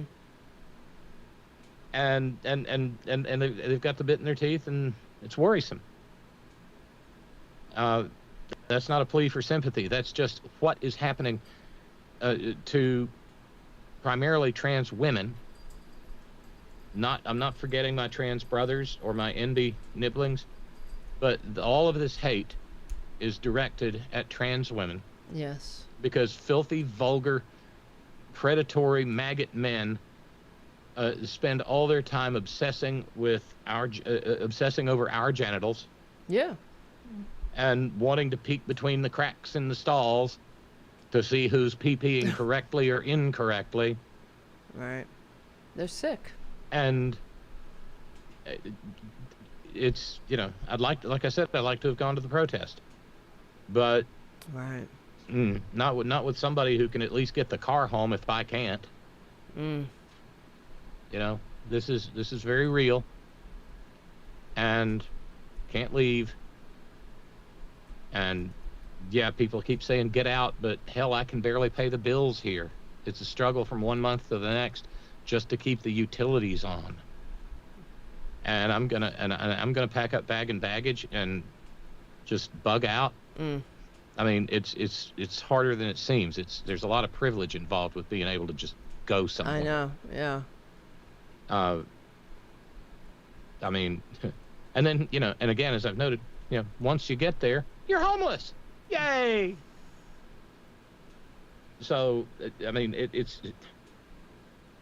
oh God. But, bark on, maggots. And I'll be waiting for somebody to file the lawsuit over these stupid executive orders, because they're not legal.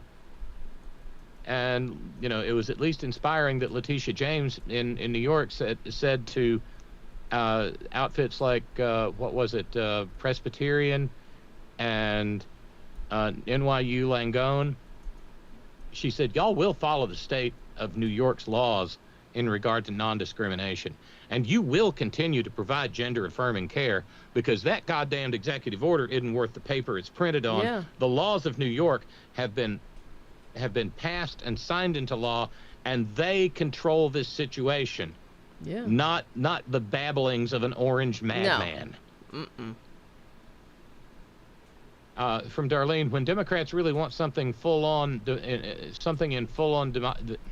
when Democrats really want something in full-on defiance of the Republicans, they succeed when succeeding has everything to do with establishing a legacy. Case in point, the Affordable Care Act. It was what Obama wanted as his signature accomplishment, even though it was a huge boondoggle to the insurance industry under the guise of helping the uninsured little people. Right. Former President Obama is now only concerned about his legacy, hence the rumors he was behind Biden's ouster from running for a second term in cahoots with Nancy Pelosi, and that he had to give his approval for Kamala to run. Unfortunately, he's a kingmaker in the Democratic Party, and he's no fan of liberals and progressives. I'm done with Obama, too. Yeah. They're above the fray. It's not going to hit them. They're fine. They can go anywhere in the world. They can do anything. They're free. The rest of us are not so much. And I'm sure you saw, but I heard you before I phoned in talking about the White House press secretary, talking about the price of eggs, or what did she say? Yeah, the grocery pump. Yeah, the grocery pump. Whoever said grocery pump before I said grocery pump, right?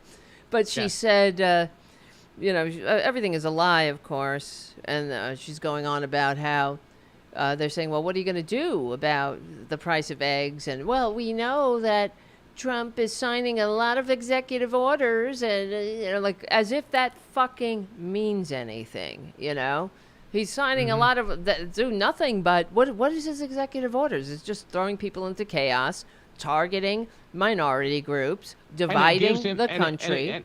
And it gives him something to do, because his ability to actually communicate is severely, I suspect, severely compromised. Mm-hmm. That madness yesterday about, well, the United States is going to own Gaza.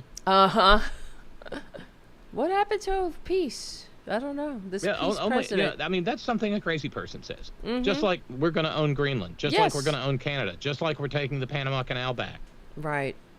And now, but this is how insane the entire country is. We're all being dragged through these manias. And, of course, the media will go on about this now. He said this, he said that. And that's why I'm talking about with these executive orders. Why the media and everybody doesn't simply take those executive orders and wipe their asses with it is beyond me, because it has no weight. He can't dissolve or say he can't stop money that's already allocated through Congress. I don't understand. That's why I'm baffled. That's where the Leon Scum stuff comes in. Mm-hmm. The money's already been appropriated. Yeah. The constitutional law against impoundment is clear, and so he's just got to have somebody come in and wreck the system, so that even if he was compelled to do it, he couldn't, because it doesn't work anymore. Okay. I'm sorry, the government's broke. I don't mean we don't have any money. Right, but then it's broke. Do you understand? It don't work. Right, it's broke. Well, that's what what's his name? Boner used to say. We're broke. We're broke. No, we're broken. That's what we are. And now we're truly broken. But this is why this is why the media is such a problem, and why we're here, because they don't educate the American people when they say things like, Trump has signed an executive order to stop, whatever, USAID money. He has why it's not followed with this he has unconstitutionally signed an executive order that has no weight, has no validity in law. It is, he might as well have, just shit in his hand and wish in another or something, and we'll see which one gets filled up. But it doesn't matter. I don't get, but they'll say he stops the money. He told people to stay home. Who the fuck is he to tell, that? So that's why. Yeah. And we're all acting as if this is real. Normal. Yeah. Normal. Yeah. But that he has the power. And you know what? The maggots will accept it because... Yes. Yeah, we had 4 years of Biden's ruling by an executive order. He's ruling a dictator.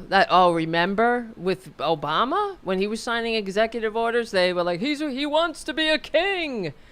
Now they have a fucking king, these assholes. And they openly say it. One of the first things that, of course, I'm sure you saw, that one of these maggots proposed a bill to put this piece of shit on Mount Rushmore, and another maggot proposed that a bill that will allow him to run again for another term. That was Andy Ogles, who is in horrible ethical problems in Tennessee and was trying to just get a message through to Daddy. It's so unreal. And I'm obsessed. We're gonna wrap up with this Nancy Mace clip. Okay, please. We have to. We've been saying it. There's just a little bit left, and Jesus, this woman. HIV prevention services targeting men who have sex with men and transgender. Does this advance fuck you. America's interests? No. Yes. No position. Yeah, unfortunately, I'm limited to 5 minutes, but these are the programs Democrats are so desperate to save. Our foreign assistance system is badly broken, and this ends now. Thank you, Mr. Chairman, and I yield back. Gentlelady yields back. Mr. Chairman. Gentle lady. Parliamentary inquiry. Yes, sir. The gentlelady has used a phrase that is considered a slur in the LGBTQ community and the transgender community. And let me please finish without interruption. And tranny. I don't really care. You want penises in women's bathrooms, and I'm not going to have it. No, thank you. How about a penis in your mouth to shut you up? Parliamentary inquiry. To me, a slur is a slur. Wow, and what a here in the dirtbag. committee, a level of decorum requires us to try consciously to avoid slurs. You just heard the gentlelady actually actively, robustly repeat it.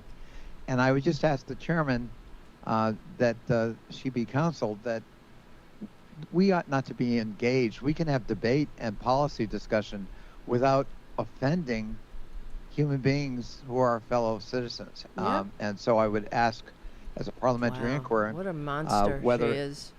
The use of that phrase is not, in fact, a violation of the decorum rules. Mr. Chairman, I'm not going to be counseled by a man over men and women's spaces or men who have mental health issues dressing as women. I'm not being counseled by some guy. My inquiry is to the chairman, Mr. Chairman. Order. The inquiry is about decorum.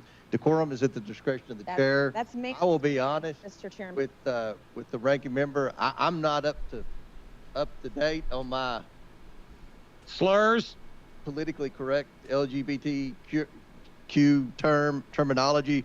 We'll look into that and get back with you on that. I don't know what's offensive and what's not. I don't know much about pronouns or. I appreciate that. Terms Mr. Chairman, guy has a master's degree and says, I don't know much about pronouns. They what a moron. They didn't teach me about no pronouns.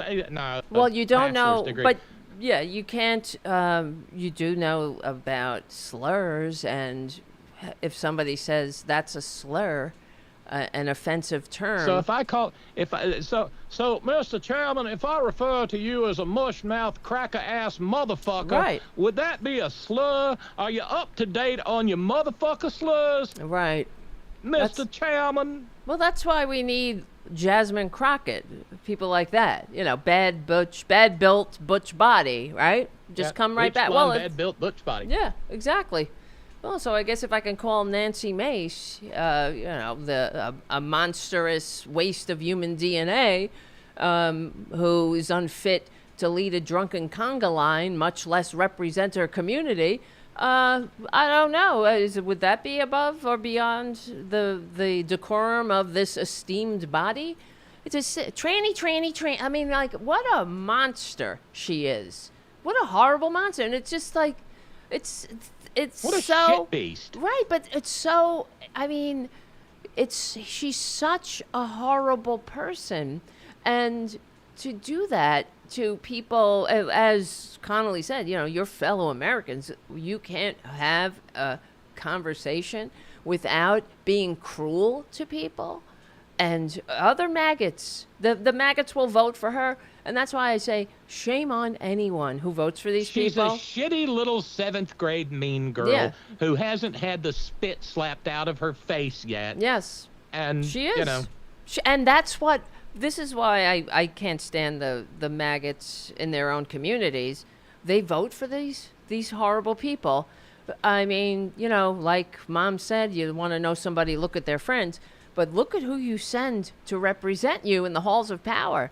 You wouldn't want to send a baboon in there, right? You want to send your best.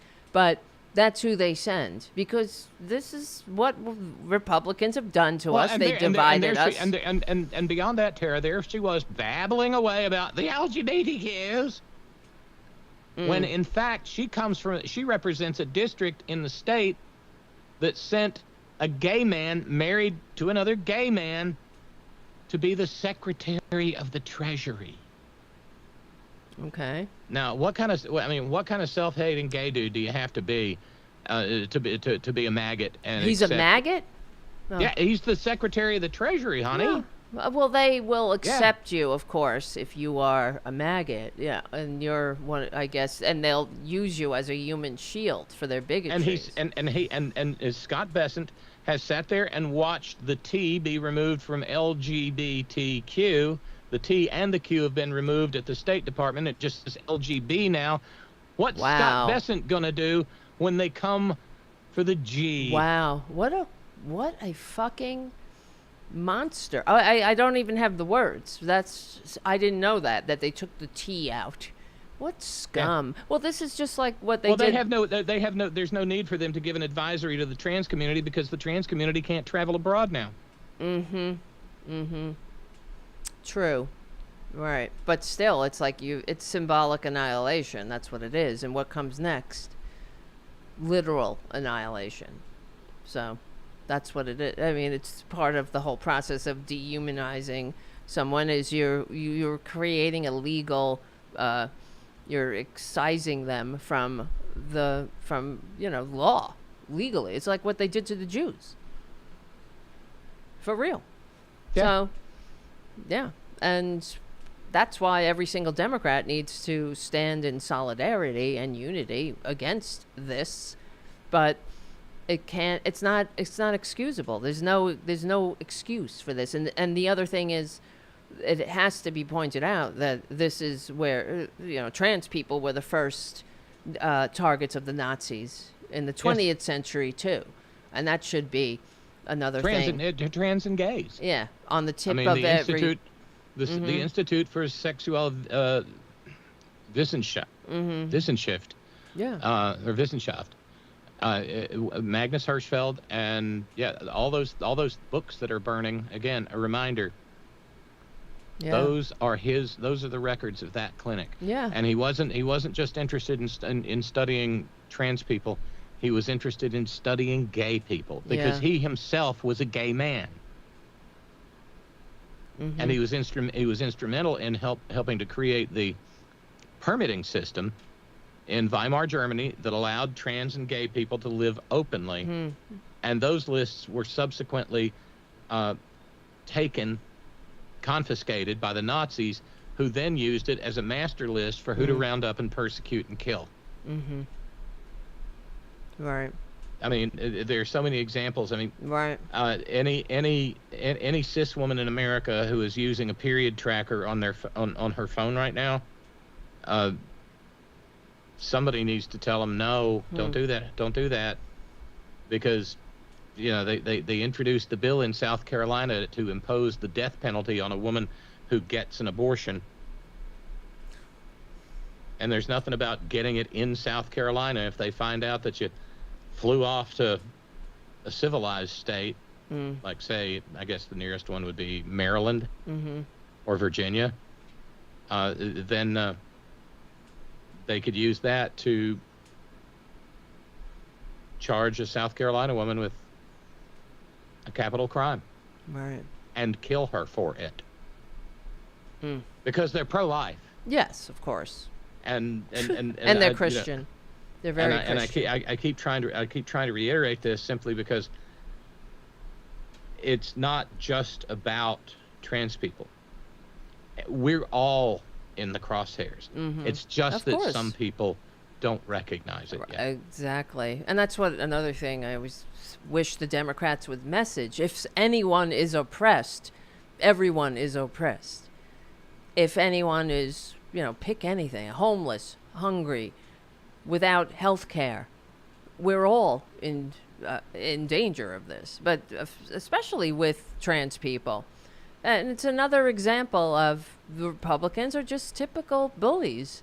They will go after the marginalized, misunderstood, the politically disconnected, the people without power, right? They never stand up for decency. They'll do their best to misinform people. Penises in women's rooms. Fucking, no one's talking about that. But she has to say things like that because it's all about the gut, the sensationalism, the penises. It's also about the virtue signaling, the 501c3 tax exempt Christian grifts that pay her to say these things. Yes, of course. And, and I mean, the irony of a bunch of cis women standing around behind Nitwit Nero today as he signed his executive order about men and women's sports. Oh, fuck them. Yeah, really. I mean, hey, ladies, that motherfucker took your bodily autonomy away from you, and you're still standing there with him. Yeah, it's so disgraceful. Self-loathe much? Right. Oh, exactly. Because, it's throughout history you'll find lickspittles and cowards that will just go along. And democracy takes maturity. It takes a level of decency. Clearly, that Republicans don't have. They don't have decency. They don't understand, as far like everything that they talk about, it's just complete hypocrisy. Freedom? Then leave people alone. Let people live. You don't have to understand it. You don't have to agree with it. So mind your own fucking business. How about that? But leave people alone.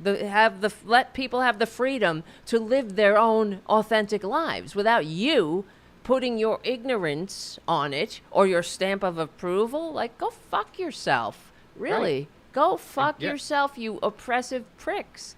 You horrible hypocrites.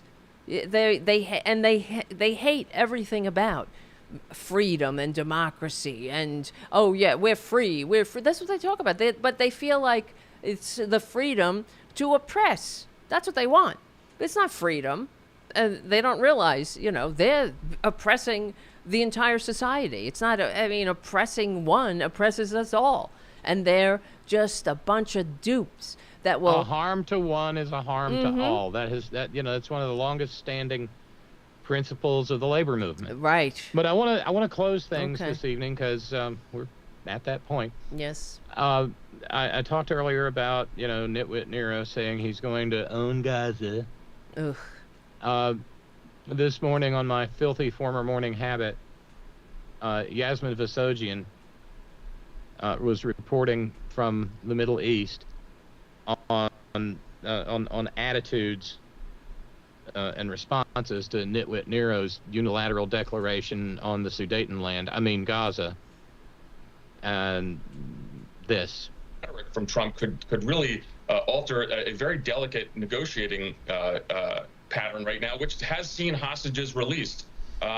More are supposed to come this weekend. We'll see.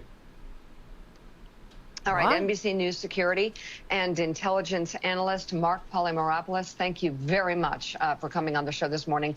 Let's go live to Tel Aviv, Israel. NBC News correspondent Yasmin Vasogian is standing by there. Yasmin, what's the reaction that you're hearing so far? I think, Mika, it's important to be frank about the situation here in the Middle East. And it feels as if President Trump has literally dropped a nuclear bomb on the Middle East.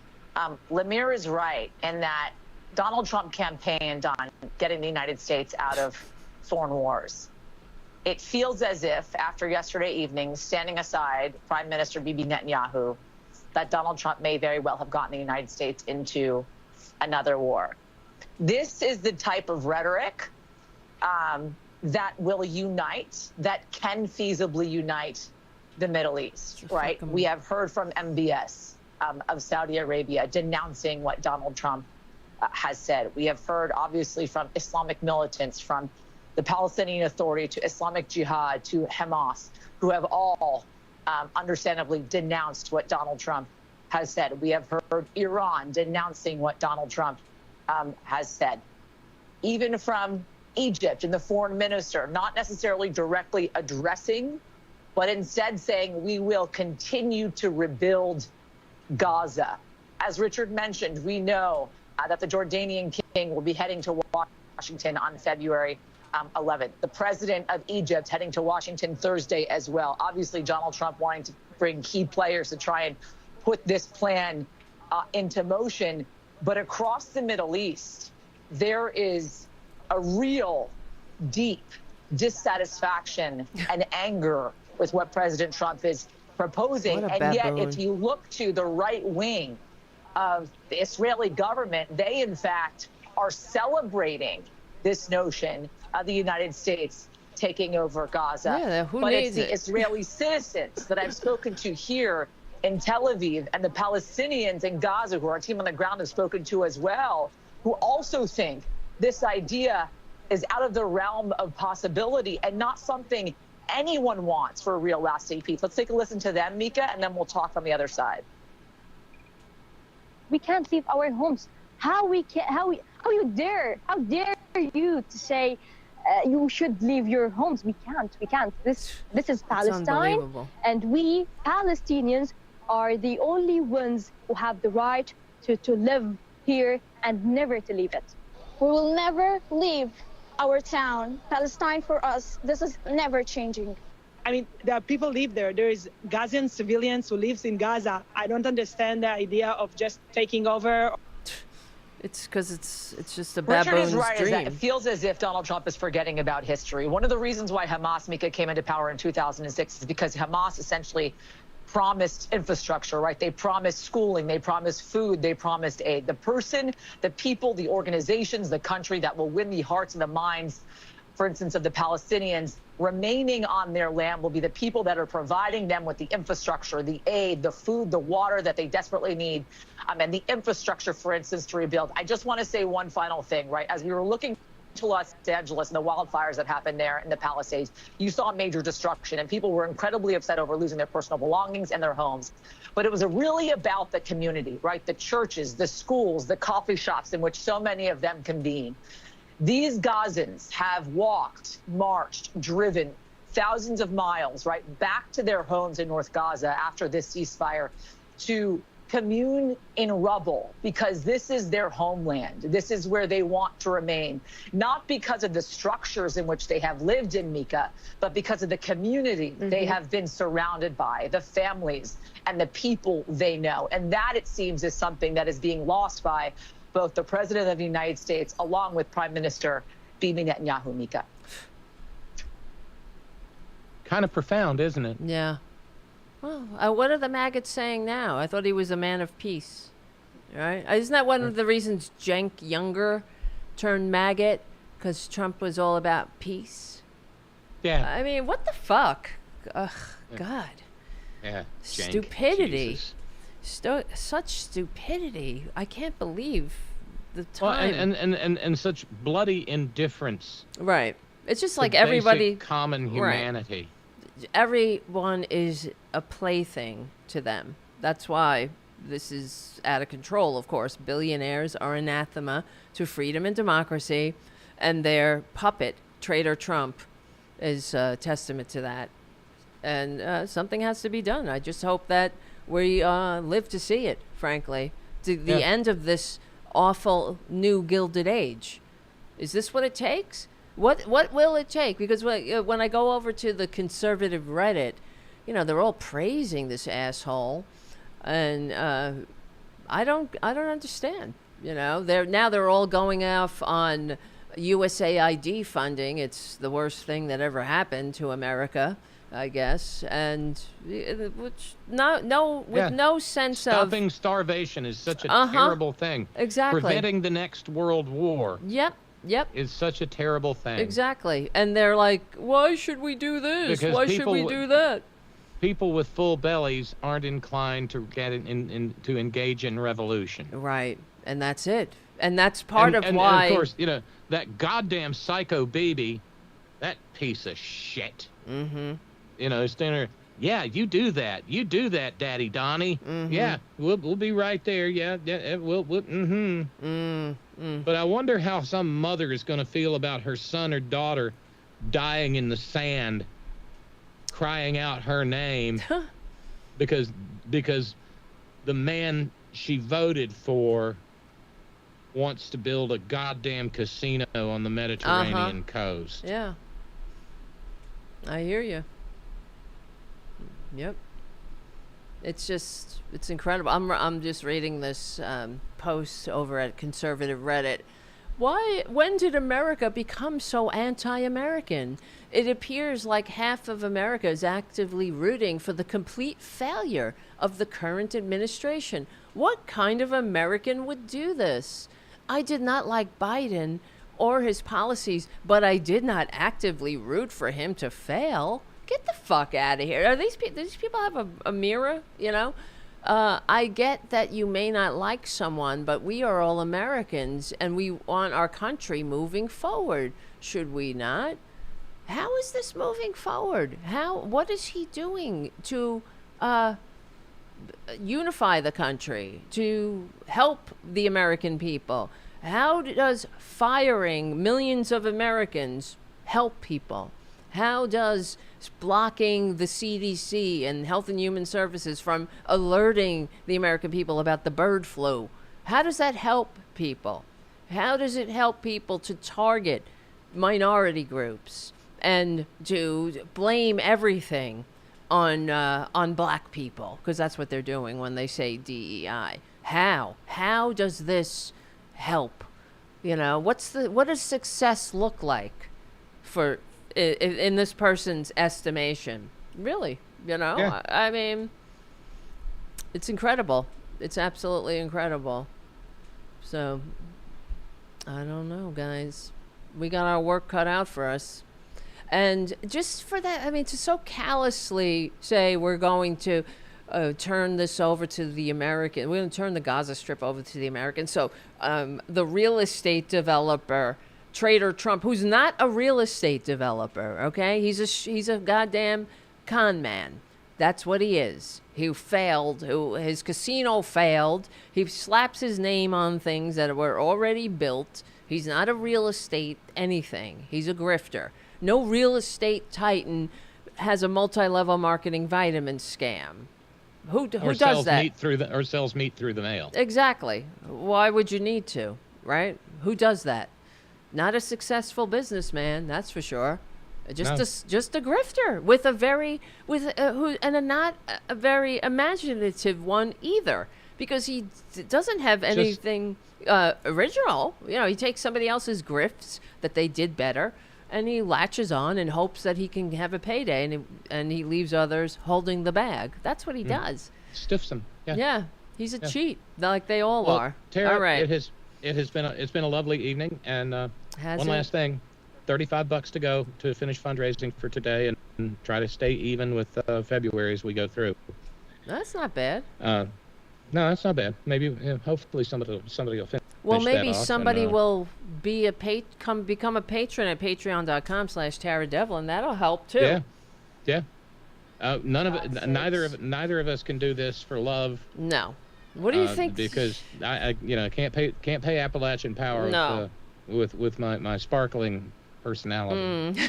I wish you'd light the whole country up.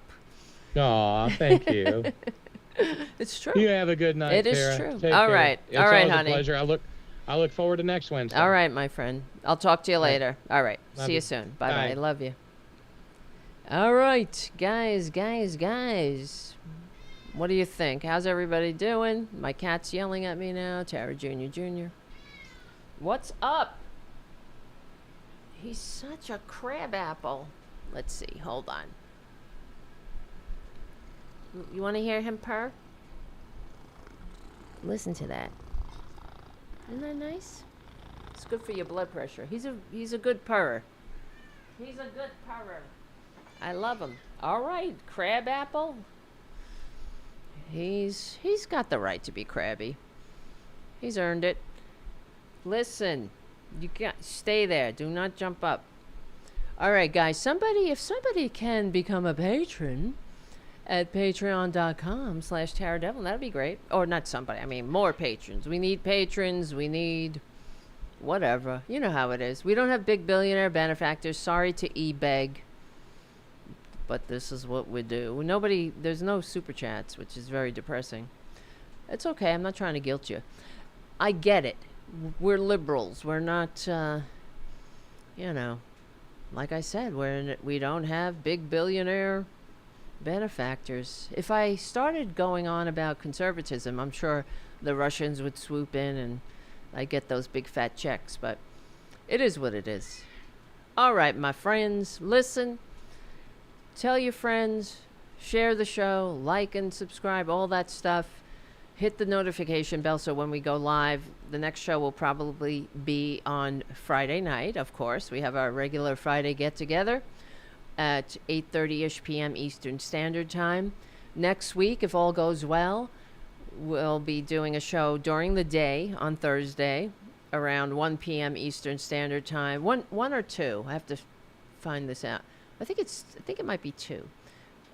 With Tara Dublin from the Political Voices Network. And that'll be good. We'll see what happens there. It's two Taras. It's called The Tara Show with Tara Devlin and Tara Dublin. Right? Why not? Our names are so close, we figured let's do a show together and we can show everybody that we are two separate people. Because people get us confused all the time. All right. I don't know. Got to step it up now in this fascist dictatorship. That's what I believe. I'm going to try to do as much as I can. So if you can support the liberal media, if you're, if you like the show, that would be nice. Yeah, right? I don't know. All right, guys. You could be a patron for as little as $2 a month. Okay? I mean, hello. That's all I'm saying, geez. Guys, I love you. Sorry to e-beg. It is a necessary part of this thing that we do. I wish I didn't have to. My father was a garbage man. My mother was a nun, and then a postal worker. So I didn't get a trust fund, and if I did, I wouldn't be bothering you. If I won the lottery, for Christ's sakes, that would be it. We would have a real show, a daily show at a set time. Do you hear this cat yelling at me? This is how he talks to me all day. Just yelling and yelling. What are you yelling at? Let's see. Let me see if I can turn my phone on so you can see what I have to put up with here. Son of a bitch. That's his bed. Junior.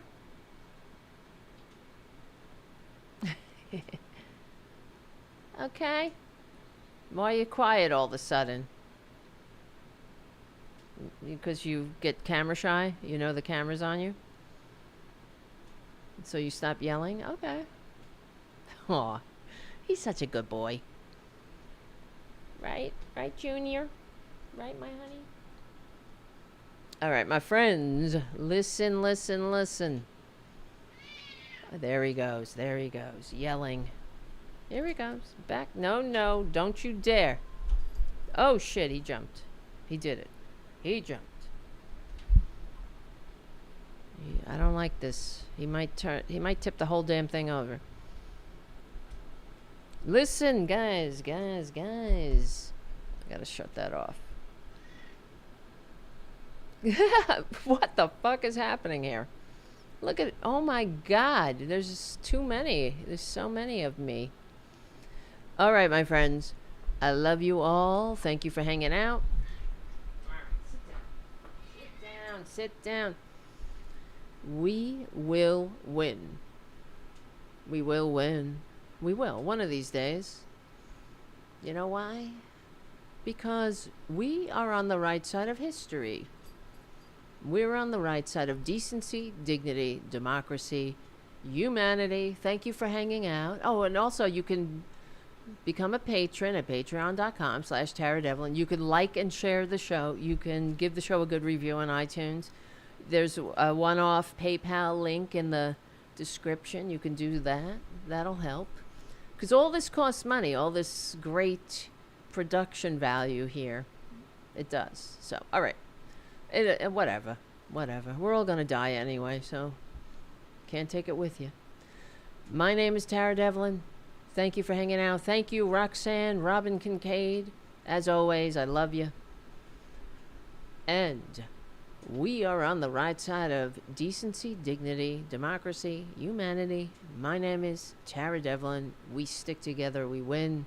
I will see you guys on Friday night.